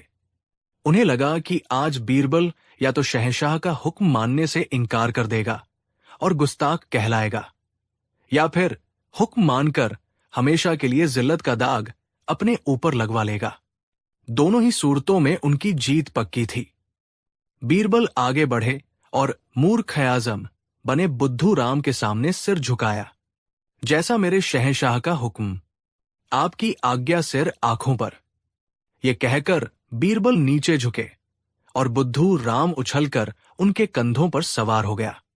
ये दृश्य देखकर दरबारियों के चेहरों पर क्रूर मुस्कान फैल गई। मान सिंह और मुल्ला की आंखें तो जैसे खुशी से बाहर निकली पड़ रही थी। बीरबल बुद्धू राम को अपने कंधों पर उठाए हुए मंच से नीचे उतरे और चौक की तरफ बढ़ने लगे। बुद्धू राम उनके कंधों पर बैठकर हाथ हिला रहा था और मूर्खों की तरह हंस रहा था। भीड़ में कुछ लोग हंस रहे थे, कुछ हैरान थे और कुछ को बीरबल के लिए बुरा लग रहा था। जैसे ही बीरबल ने चौक में पहला कदम रखा, उन्हें जोर से चिल्लाना था। सब कान लगाकर इंतजार करने लगे। बीरबल ने एक गहरी सांस ली और अपनी पूरी ताकत से चिल्लाए, लेकिन उन्होंने वो नहीं कहा जो बुद्धू राम ने हुक्म दिया था। उन्होंने थोड़ा सा फेरबदल कर दिया। बीरबल चिल्लाए, देखो दुनिया वालों, सच की कैसी जीत है। एक शहंशाह अक्लमंद के कंधों पर सवार है। उनका ये वाक्य सुनते ही माहौल बदल गया। पहले जो लोग हंस रहे थे, वे चुप हो गए और सोचने लगे। बीरबल ने अक्लमंद और शहंशाह शब्दों का प्रयोग किया था, लेकिन वाक्य का अर्थ पूरी तरह से बीरबल के पक्ष में था। वो कह रहे थे कि देखो, सत्य यानी एक सच्चा शहंशाह हमेशा बुद्धि, अक्लमंद के सहारे ही चलता है। बीरबल रुके नहीं। वो आगे बढ़े और फिर चिल्लाए, देखो, शहंशाह की शान कितनी ऊंची है। वो हमेशा अक्लमंदों को अपने करीब रखते हैं, उन्हें अपने कंधों पर बिठाते हैं। अब भीड़ में कानाफूसी शुरू हो गई। लोग बीरबल की बुद्धिमानी की प्रशंसा करने लगे। उन्होंने अपमान को भी सम्मान में बदल दिया था। हर कदम पर बीरबल एक नया नारा लगाते और हर नारा उनके अपमान को उनकी शान में बदल देता। देखो, एक सच्चे शहंशाह का भार उठाने में कितनी खुशी है। देखो, सल्तनत का बोझ अक्लमंदों के कंधों पर ही होता है। मुल्ला और मान सिंह का चेहरा देखने लायक था। उनका रंग उड़ चुका था। उनकी पूरी योजना पर पानी फिर गया था। वे बीरबल को जलील करना चाहते थे, लेकिन बीरबल तो अपनी जय जयकार करवा रहे थे। बुद्धू राम, जो एक मूर्ख था, उसे तो कुछ समझ ही नहीं आ रहा था। वो बस भीड़ का शोर सुनकर खुश हो रहा था। जब तक चक्कर पूरा हुआ, तब तक पूरा आगरा बीरबल की जय जयकार के नारों से गूंज रहा था। लोग उनकी बुद्धिमानी के कायल हो गए थे। वे बीरबल पर फूल बरसा रहे थे। शहंशाह अकबर, जो अब तक चिंता में डूबे थे, अब गर्व से मुस्कुरा रहे थे। जब बीरबल बुद्धू राम को लेकर वापस मंच पर पहुंचे, तो उन्होंने उसे कंधों से उतारा और शहंशाह को सलाम किया। शाम को जब दरबार फिर से लगा, तो माहौल बहुत गर्म था। साजिश करने वाले दरबारी सिर झुकाए खड़े थे। अकबर ने बीरबल से पूछा, बीरबल, आज जो कुछ भी हुआ, हमें उसका बहुत खेद है। इन लोगों ने तुम्हें अपमानित करने में कोई कसर नहीं छोड़ी। बीरबल मुस्कुराए। जहां पनाह, इसमें खेद की क्या बात है? अपमान तो उसका होता है जिसके पास सम्मान हो। मैं तो आपका एक अदना सा सेवक हूं। लेकिन आज के इस महामूर्ख सम्मेलन से एक बात तो साबित हो गई। क्या बात? अकबर ने उत्सुकता से पूछा। बीरबल ने एक नजर साजिश करने वाले दरबारियों पर डाली और कहा, जहांपनाह, आज हमने सल्तनत के सबसे बड़े मूर्ख को तो चुन लिया, लेकिन क्या हमें इस बात पर विचार नहीं करना चाहिए कि असली महामूर्ख कौन है?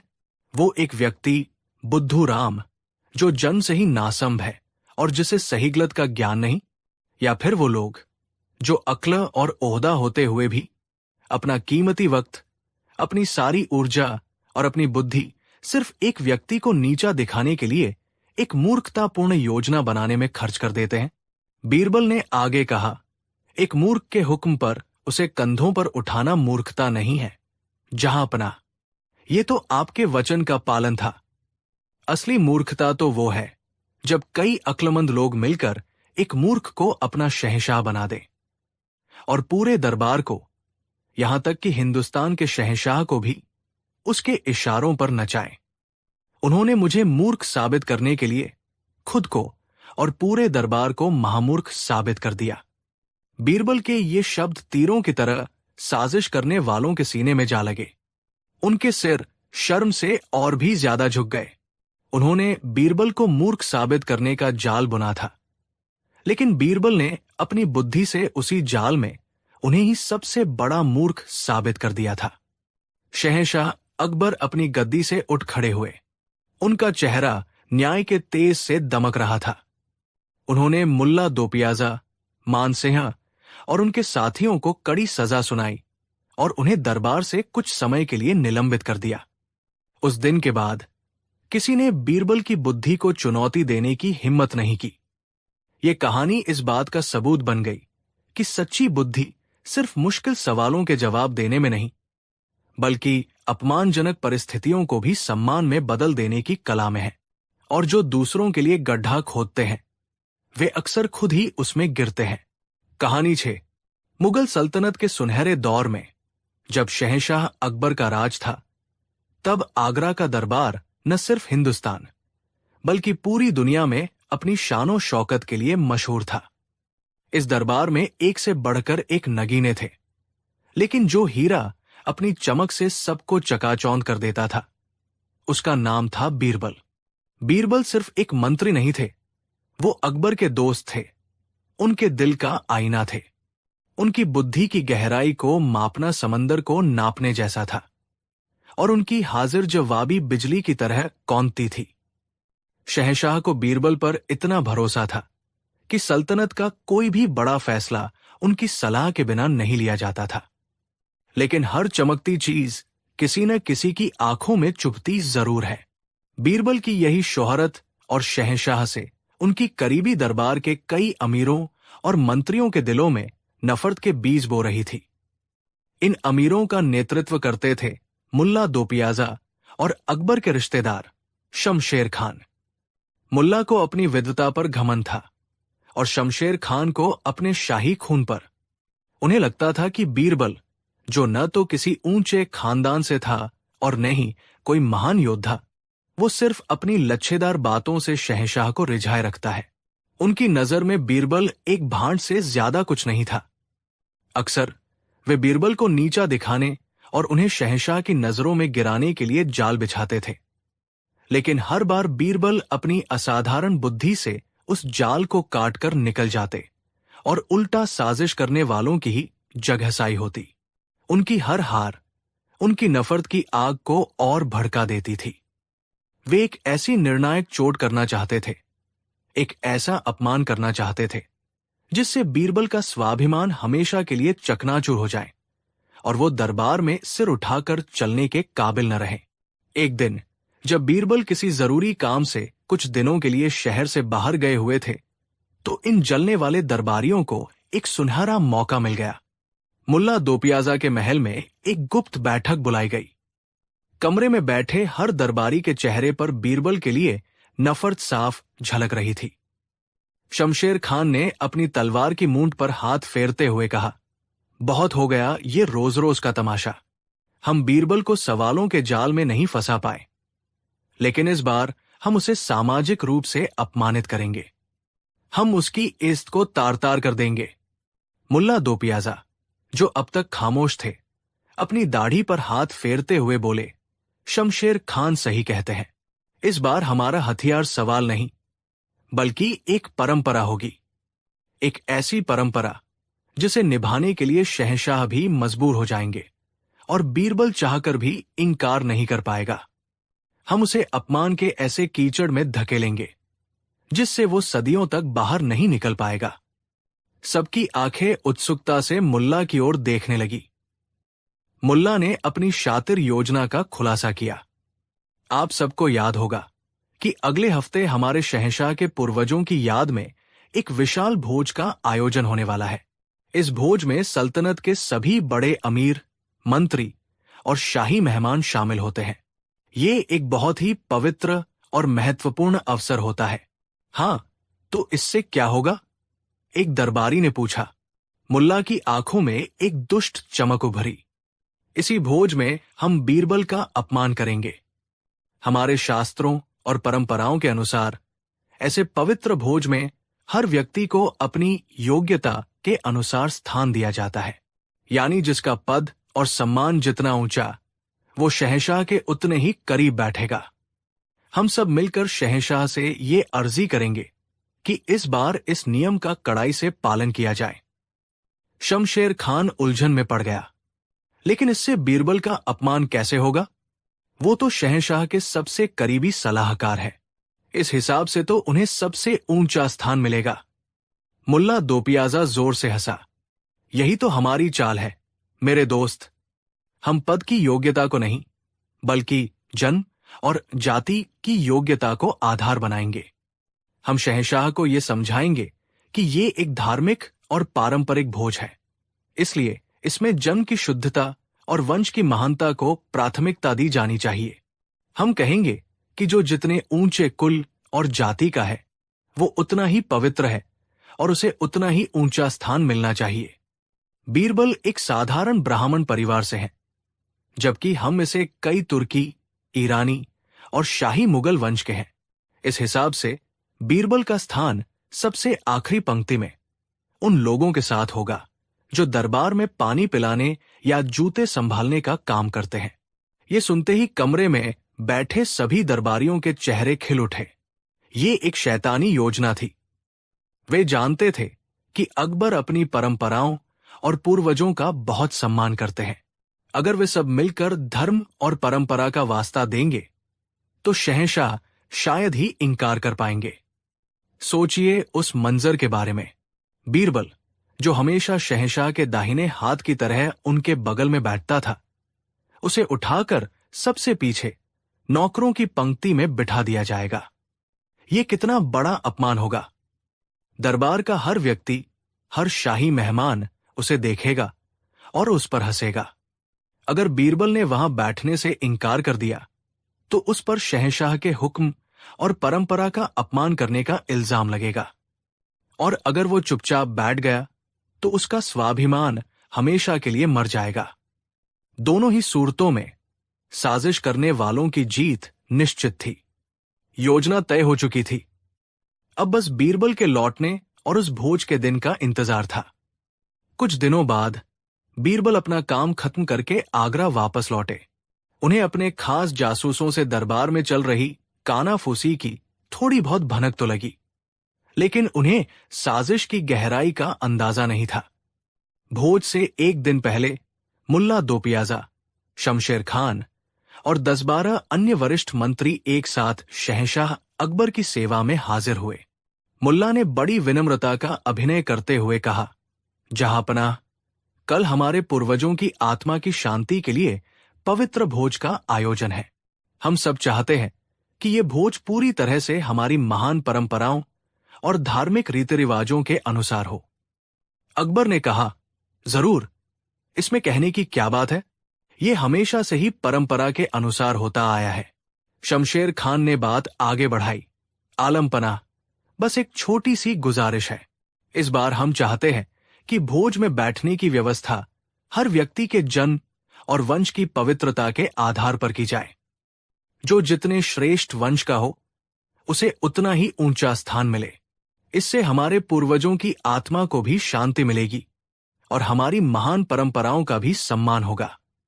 अकबर एक पल के लिए सोच में पड़ गए। उन्हें इस बात में कुछ अजीब लगा।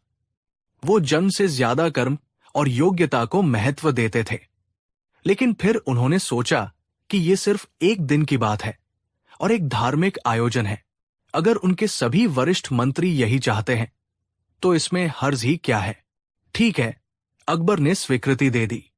जैसा आप सब उचित समझे, कल के भोज की व्यवस्था इसी नियम के अनुसार की जाए। साजिश करने वाले दरबारियों ने एक दूसरे को देखकर विजयी मुस्कान दी। उनका तीर निशाने पर लग चुका था। उन्होंने शहंशाह से ही बीरबल के अपमान के फरमान पर मुहर लगवा ली थी। भोज का दिन आ गया। शाही रसोई में लजीज पकवानों की खुशबू फैल रही थी। दीवान खास को फूलों और कीमती कालीनों से सजाया गया था। सल्तनत के कोने कोने से आए मेहमान और दरबारी अपने सबसे कीमती लिबासों में सज-धज कर आ रहे थे। भोज शुरू होने से ठीक पहले बैठने की व्यवस्था की घोषणा की गई। जैसा कि तय था, सबसे आगे शहंशाह का सिंहासन था। उनके आसपास शाही परिवार के लोग, फिर ऊंचे तुर्की और ईरानी वंश के अमीर, फिर राजपूत सरदार, और इसी तरह पद और वंश के अनुसार पंक्तियां लगाई गई थी। बीरबल जब दरबार में पहुंचे तो उन्होंने देखा कि उनके लिए नियत स्थान, जो हमेशा शहंशाह के पास होता था, आज खाली है। एक सेवक ने डरते डरते उनके पास आकर बताया, गुस्ताखी माफ, मंत्री जी, आज के लिए आपका स्थान सबसे आखिरी पंक्ति में उन सेवकों के पास है जो जूते चप्पल की देखभाल करते हैं। ये सुनते ही पूरे दरबार में एक अजीब सी खामोशी छा गई। सबकी नजरें बीरबल पर टिक गई। मुल्ला और शमशेर खान के चेहरों पर एक क्रूर संतुष्टि का भाव था। वे बीरबल के चेहरे पर अपमान, गुस्सा और लाचारी देखना चाहते थे। वे इंतजार कर रहे थे कि बीरबल अब कोई तमाशा खड़ा करेंगे, शहंशाह से शिकायत करेंगे, और फिर वे सब मिलकर उन्हें परंपरा का अपमान करने वाला साबित कर देंगे। शहंशाह अकबर भी बेचैनी से ये सब देख रहे थे। उन्हें अपनी गलती का एहसास हो रहा था। उन्होंने दरबारियों की बातों में आकर एक गलत फैसले पर हामी भर दी थी, लेकिन अब वे अपने ही हुक्म से बंधे हुए थे। लेकिन बीरबल के चेहरे पर शिकन तक नहीं थी, न गुस्सा, न हैरानी, न अपमान का कोई भाव। उन्होंने उस सेवक को देखकर बस एनएच नहंग से मुस्कुराया और कहा, कोई बात नहीं, जहां शहंशाह की महफिल सजी हो वहां हर जगह जन्नत है। हम वही बैठेंगे जहां हमारे लिए हुक्म है। ये कहकर बीरबल शांत भाव से चलते हुए दरबार के आखिरी छोर पर चले गए। वहां जमीन पर एक साधारण सी दरी बिछी थी, जहां बाकी सेवक बैठे थे। बीरबल ने बड़े ही सहज ढंग से अपने जूते उतारे और उन सेवकों के पास जाकर बैठ गए। ये एक अप्रत्याशित दृश्य था। साजिश करने वाले हक्के बक्के रह गए। उन्हें उम्मीद थी कि बीरबल आगब बुला हो जाएंगे, लेकिन यहां तो उन्होंने अपमान को ऐसे स्वीकार कर लिया जैसे ये कोई सम्मान हो। बीरबल वहां बैठे सेवकों से ऐसे घुल मिलकर बातें करने लगे जैसे वो उन्हीं में से एक हो। उन्होंने अपनी जूतियां उठाई और उन्हें दरबार में आए सभी मेहमानों की जूतियों के साथ बड़े सलीके से एक पंक्ति में रख दिया। भोज शुरू हुआ। शहंशाह और ऊंची पंक्तियों में बैठे अमीर लजीज पकवानों का लुत्फ उठा रहे थे, लेकिन सबका ध्यान बार बार आखिरी पंक्ति में बैठे बीरबल पर ही जा रहा था। बीरबल का शांत और प्रसन्न चेहरा दरबारियों के दिलों में कांटे की तरह चुभ रहा था। उनकी योजना जैसे उल्टी पड़ती दिख रही थी। बीरबल का ये व्यवहार उनके अपमान को नहीं, बल्कि उनकी महानता और विनम्रता को दर्शा रहा था। मुल्ला और शमशेर खान समझ गए कि उन्हें कुछ और करना होगा। भोज के बीच में जब सब खाने में व्यस्त थे, बीरबल अपनी जगह से उठे। वो सीधे उन जूतियों के ढेर के पास गए जो उन्होंने जमा की थी। उन्होंने अपनी पगड़ी से एक छोटा सा टुकड़ा फाड़ा और उससे एक एक करके सभी जूतियों को बड़े प्यार से साफ करना शुरू कर दिया। ये देखकर तो पूरे दरबार में जैसे भूचाल आ गया। शहंशाह का सबसे खास मंत्री, हिंदुस्तान का सबसे बुद्धिमान व्यक्ति आज दरबार में जूते साफ कर रहा था। ये तो अपमान की पराकाष्ठा थी। शमशेर खान से रहा नहीं गया। वो जोर से हंसते हुए बोला, देखिए जहांपना, देखिए आपके सबसे चहेते सलाहकार की हालत। आज आखिरकार इन्हें इनकी सही जगह और सही काम मिल ही गया। कई दरबारी भी दबी जुबान में हंसने लगे। अकबर का चेहरा शर्म और गुस्से से तमतमा उठा। वो अपनी गद्दी से उठने ही वाले थे कि बीरबल ने जूते साफ करते करते ही ऊंची आवाज में कुछ कहना शुरू किया और उनकी आवाज ने पूरे माहौल को बदल दिया। बीरबल एक एक जूती को उठाते, उसे साफ करते और उस जूती के मालिक की तरफ देखकर ऊंची आवाज में कहते, ऐ मेरे महान जूतों, तुम कितने भाग्यशाली हो। आज तुम शहंशाह के पूर्वजों के पवित्र भोज में शामिल हुए हो। तुम पर उन महान अमीरों और मंत्रियों की धूल लगी है जो इस सल्तनत के स्तंभ है। फिर वो दूसरी जूती उठाते और कहते, ऐ मेरे प्यारे जूतों, तुम शांत रहना, आपस में लड़ना झगड़ना मत। मैं जानता हूं कि तुम सब एक ही जगह के बने हो, एक ही चमड़े के हो, लेकिन आज तुम सब अलग अलग महान लोगों के पैरों में हो। तुम सब एक बराबर हो, लेकिन तुम्हारे मालिक ऊंचे नीचे हैं। यह सुनकर दरबार में हंसी रुक गई। लोग बीरबल की बातों का मतलब समझने की कोशिश करने लगे। बीरबल रुके नहीं। उन्होंने अपनी आवाज और बुलंद की, ऐ जूतों, तुम मुझसे कुछ मत कहना, मैं तो बस तुम्हारी सेवा कर रहा हूं। लेकिन जब तुम्हारे मालिक तुम्हें पहनकर यहां से जाएं, तो उनसे जरूर पूछना। उनसे पूछना कि आज वो इस भोज में अपने कर्मों की वजह से ऊंचा स्थान पाकर बैठे हैं या अपने जन्म की वजह से। उनसे पूछना कि क्या उनके पूर्वजों ने इसलिए कुर्बानियां दी थी कि एक दिन उनकी औलादे इंसानों को नहीं, बल्कि उनके जन को सम्मान देंगी। अब दरबार में सन्नाटा छा गया था। बीरबल की बातें तलवार की तरह हर उस दरबारी के सीने में चुभ रही थी जिसने ये साजिश रची थी। बीरबल अपनी लय में बोलते रहे, ऐ जूतों, तुम अपने मालिकों को याद दिलाना कि तुम सब एक ही मिट्टी पर चलते हो। जब मौत आएगी तो वो तुम्हारे मालिक के वंश या जाति को नहीं देखेगी, वो सबको एक ही मिट्टी में मिला देगी। फिर ये ऊंच नीच का घमंड कैसा? और फिर बीरबल ने अपनी चाल का सबसे बड़ा पत्ता फेंका। वो सीधे शहंशाह अकबर की जूतियों के पास गए। उन्होंने उन्हें उठाया, अपनी आंखों से लगाया और कहा, और ऐ मेरे शहंशाह के जूतों, तुम तो सबसे महान हो। तुम उस शहंशाह के पैरों में रहते हो जो न्याय और बराबरी के लिए जाना जाता है। तुम अपने मालिक को बताना कि आज उनके दरबार में क्या हुआ। उन्हें बताना कि कैसे आज कुछ लोगों ने उनकी सल्तनत में जम के नाम पर इंसानों को बांटने की कोशिश की। उन्हें याद दिलाना कि एक बादशाह की असली शान उसके अमीरों के ऊंचे वंश में नहीं, बल्कि उसकी प्रजा के बीच बराबरी और इंसाफ में होती है। ये कहकर बीरबल चुप हो गए। दरबार में मौत जैसा सन्नाटा था। बीरबल ने किसी को एक भी अपशब्द नहीं कहा था, किसी पर कोई आरोप नहीं लगाया था, लेकिन उन्होंने जूतों के माध्यम से पूरी साजिश की धज्जियां उड़ा दी थी। उन्होंने अपमान के उसी हथियार से साजिश करने वालों को इतना शर्मिंदा कर दिया था कि वे नजरें नहीं उठा पा रहे थे। उन्होंने बीरबल को जाति के नाम पर अपमानित करना चाहा था और बीरबल ने उसी को आधार बनाकर उन्हें इंसानियत और बराबरी का पाठ पढ़ा दिया था। शहंशाह अकबर अपनी गद्दी से नीचे उतरे। उनकी आंखों में आंसू थे, लेकिन वे शर्म के नहीं, गर्व के थे। वो सीधे बीरबल के पास गए और उन्हें उठाकर गले से लगा लिया। हमें माफ कर दो बीरबल, शहंशाह ने भारी आवाज में कहा। आज तुमने हमें नहीं, बल्कि इस सल्तनत की रूह को अपमानित होने से बचाया है। आज तुमने साबित कर दिया कि इंसान अपने जन्म से नहीं, बल्कि अपने कर्मों और अपनी बुद्धि से महान होता है। अकबर ने मुड़कर उन सभी दरबारियों की तरफ देखा जिनके चेहरे पीले पड़ चुके थे। और तुम सब, अकबर की आवाज शेर की तरह गरजी, तुमने धर्म और परंपरा के नाम पर मेरे सबसे वफादार दोस्त का अपमान करने की कोशिश की।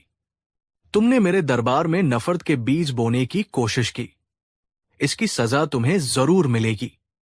शहंशाह ने मुल्ला दो पियाजा, शमशेर खान और उनके सभी साथियों को 1 साल के लिए दरबार से निलंबित करने और उनकी आधी जागीर जब्त करने का हुक्म सुनाया। उस दिन के बाद किसी ने भी बीरबल को उनके जन्म या जाति के लिए अपमानित करने की हिम्मत नहीं की।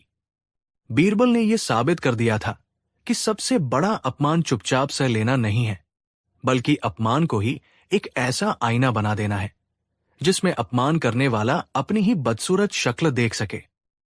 कहानी 7। मुगल सल्तनत के दौर में जब शहंशाह अकबर का परचम पूरे हिंदुस्तान पर लहरा रहा था, तब आगरा शहर न सिर्फ अपनी शाही शानो शौकत के लिए, बल्कि अपनी हलचल भरी बाजारों और रंगीन गलियों के लिए भी मशहूर था। इन्हीं गलियों में एक ओर जहां कारीगरों की हथौड़ियों की आवाज गूंजती थी, तो दूसरी ओर व्यापारियों का शोर सुनाई देता था।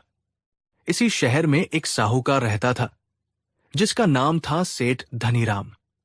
धनीराम, जैसा कि उसका नाम था, वैसा ही धनवान भी था।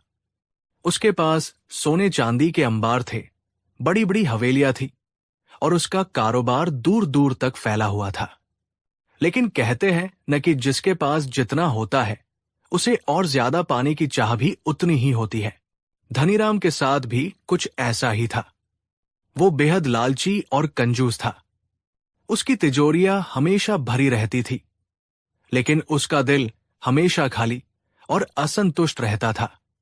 वो गरीबों को ऊंचे ब्याज पर कर्ज देता और अगर कोई समय पर पैसा नहीं चुका पाता तो उसकी जमीन जायदाद हड़प लेता था। उसकी क्रूरता और लालच के किस्से पूरे आगरा में मशहूर थे, लेकिन उसके रुतबे और धन के कारण कोई उसके खिलाफ मुंह खोलने की हिम्मत नहीं करता था। उसी शहर के बाहरी इलाके में एक गरीब किसान रहता था जिसका नाम था हरिराम। हरिराम बहुत ही मेहनती और ईमानदार व्यक्ति था। उसके पास जमीन का एक छोटा सा टुकड़ा था जिस पर वह दिन रात मेहनत करके अपने परिवार का पेट पालता था। उसकी दुनिया छोटी थी, लेकिन खुशियों से भरी थी। एक साल मानसून ने धोखा दे दिया। महीनों तक बारिश की एक बूंद नहीं गिरी। खेत सूख गए, फसलें जल गई और पूरे इलाके में अकाल जैसी स्थिति पैदा हो गई। हरिराम की सारी जमा पूंजी खत्म हो गई और उसके परिवार के सामने भूखों मरने की नौबत आ गई। कई दिनों तक आधे पेट रहने के बाद जब उसके बच्चों की हालत देखी नहीं गई, तो उसने भारी मन से एक मुश्किल फैसला किया। उसने सेठ धनीराम से कर्ज लेने का निश्चय किया। वह जानता था कि धनीराम एक निर्दयी साहूकार है, लेकिन उसके पास और कोई चारा नहीं था। अपनी जमीन के कागजात लेकर वो कांपते हुए पैरों से सेठ की आलीशान हवेली पर पहुंचा। सेठ धनीराम मखमली गद्दों पर बैठा हुक्का गुड़गुड़ा रहा था। हरिराम ने हाथ जोड़कर कहा, सेठ जी, मुझ पर रहम कीजिए। अकाल ने सब कुछ तबाह कर दिया है। मेरे बच्चे भूखे हैं। मुझे 200 सोने की मोहरों का कर्ज दे दीजिए। जैसे ही अगली फसल होगी, मैं आपका एक एक पैसा ब्याज समेत चुका दूंगा। धनीराम ने अपनी लोमड़ी जैसी आंखों से हरिराम को ऊपर से नीचे तक देखा। उसकी नजर हरिराम के हाथ में रखे जमीन के कागजातों पर पड़ी। वो जमीन शहर के पास थी और धनीराम जानता था कि भविष्य में उसकी कीमत बहुत बढ़ने वाली है। उसके मन में लालच का कीड़ा कुलबुलाने लगा। उसने हरिराम की जमीन हड़पने की एक कुटिल योजना बना ली। उसने बड़ी हमदर्दी का नाटक करते हुए कहा, अरे हरिराम, तुम तो हमारे अपने हो। तुम्हारी मदद नहीं करेंगे तो किसकी करेंगे? लेकिन तुम्हें तो पता ही है आजकल बाजार कितना मंदा है। फिर भी तुम्हारे बच्चों के लिए हम ये जोखिम उठाएंगे। उसने एक शर्त रखी, मैं तुम्हें 100 मोहरें दूंगा, लेकिन तुम्हें 1 साल के अंदर ब्याज समेत 150 मोहरें लौटानी होंगी। और अगर तुम 1 साल और 1 दिन भी ऊपर करते हो तो तुम्हारी ये जमीन मेरी हो जाएगी। बोलो, मंजूर है ये ब्याज बहुत ज्यादा था और शर्त बहुत क्रूर थी। लेकिन हरिराम के पास कोई और विकल्प नहीं था। उसने बेबसी में सिर हिला दिया। धनीराम ने तुरंत एक दस्तावेज तैयार करवाया जिसमें सारी शर्तें लिखी हुई थी। एक शर्त उसने इतनी छोटी लिखवाई कि हरिराम उसे पढ़ भी न सका। उस शर्त में लिखा था कि अगर हरिराम कर्ज नहीं चुका पाया तो उसे अपनी जमीन के साथ साथ अपनी बैल जोड़ी भी साहूकार को देनी होगी। हरिराम ने अनजाने में उस दस्तावेज पर अपना अंगूठा लगा दिया और पैसे लेकर घर चला आया। हरिराम ने उन पैसों से अपने परिवार को संभाला और बारिश का इंतजार करने लगा। ईश्वर की कृपा से कुछ ही हफ्तों में अच्छी बारिश हुई। हरिराम ने दिन को दिन और रात को रात नहीं समझा। उसने अपनी जमीन पर इतनी मेहनत की कि उस साल उसके खेत सोने की तरह लहलहा उठे। फसल इतनी अच्छी हुई कि उसे उम्मीद थी कि वो न सिर्फ सेठ का कर्ज चुका देगा बल्कि अपने लिए भी कुछ बचा लेगा। फसल कटने के बाद उसने अनाज बेचा और ठीक 150 सोने की मोहरें इकट्ठी कर ली। कर्ज चुकाने की आखिरी तारीख में अभी 2 दिन बाकी थे।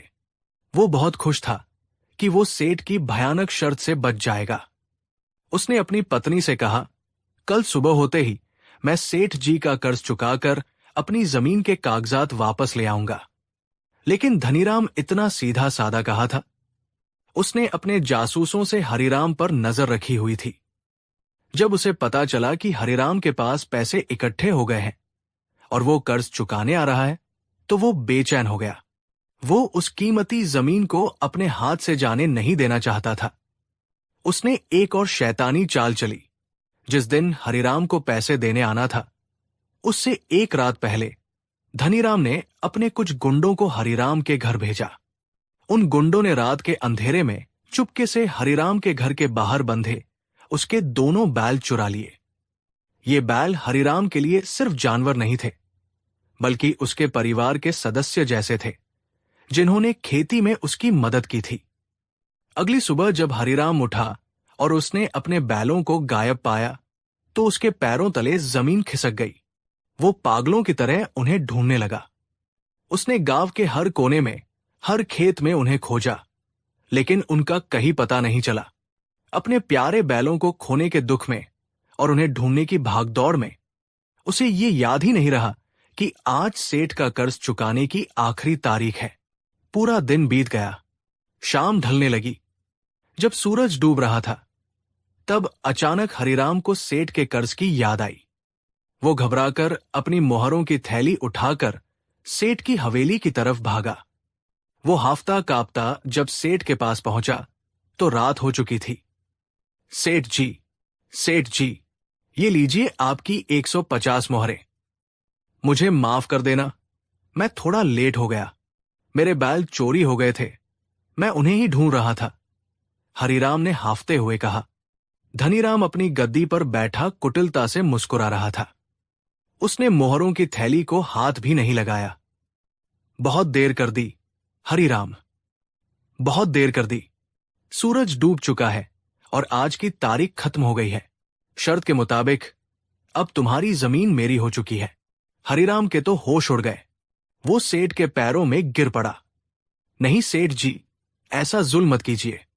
मैं बस कुछ ही घंटे लेट हुआ हूं।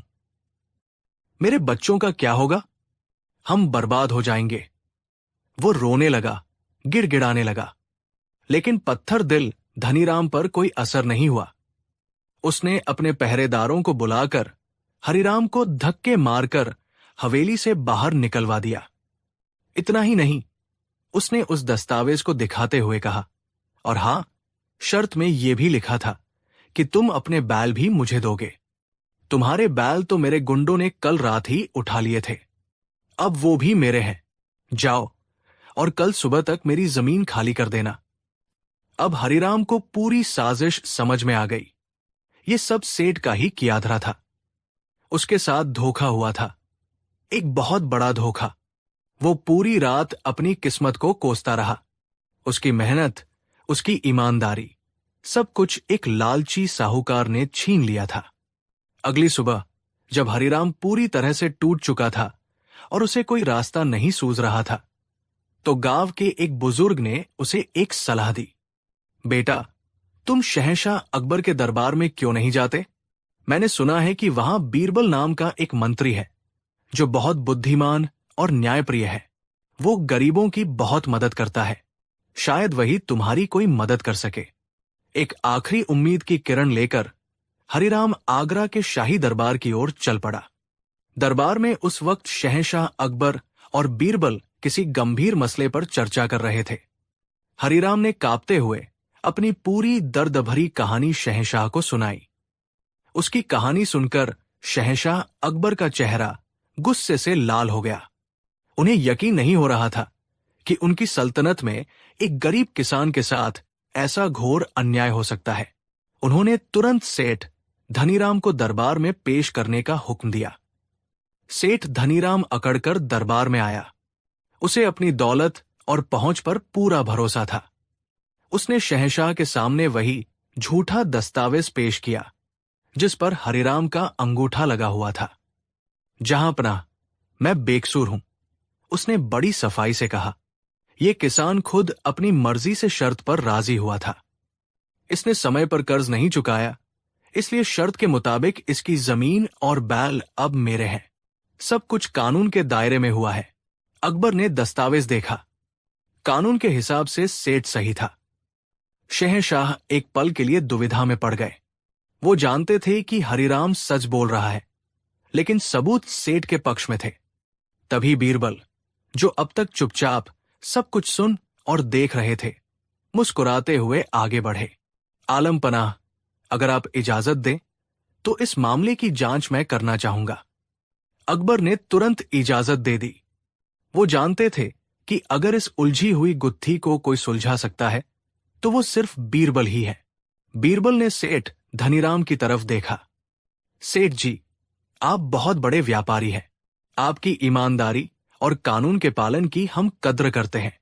आप कहते हैं कि आपने हरिराम के बैल भी शर्त के अनुसार ही लिए हैं? जी हां, बिल्कुल, सेठ ने गर्व से कहा। बहुत अच्छे, बीरबल ने कहा। तो फिर क्या आप उन बैलों को पहचान सकते हैं? क्यों नहीं, वो अब मेरी संपत्ति है। मैं उन्हें 1000 बैलों में भी पहचान सकता हूं। सेठ ने आत्मविश्वास से जवाब दिया। ठीक है, बीरबल ने सिपाहियों को हुक्म दिया। जाओ और शहर के सबसे बड़े तबेले से 100 बैल लेकर आओ। उन 100 बैलों में सेठ के चुराए हुए 2 बैलों को भी मिला देना। कुछ ही देर में दरबार के बाहर के बड़े मैदान में 100 बैल खड़े कर दिए गए। बीरबल, सेठ धनीराम और हरिराम को उस मैदान में ले गए। बीरबल ने सेठ से कहा, चलिए सेठ जी, अब आप अपना हुनर दिखाइए। इन 100 बैलों में से अपने 2 बैल पहचान कर दिखाइए।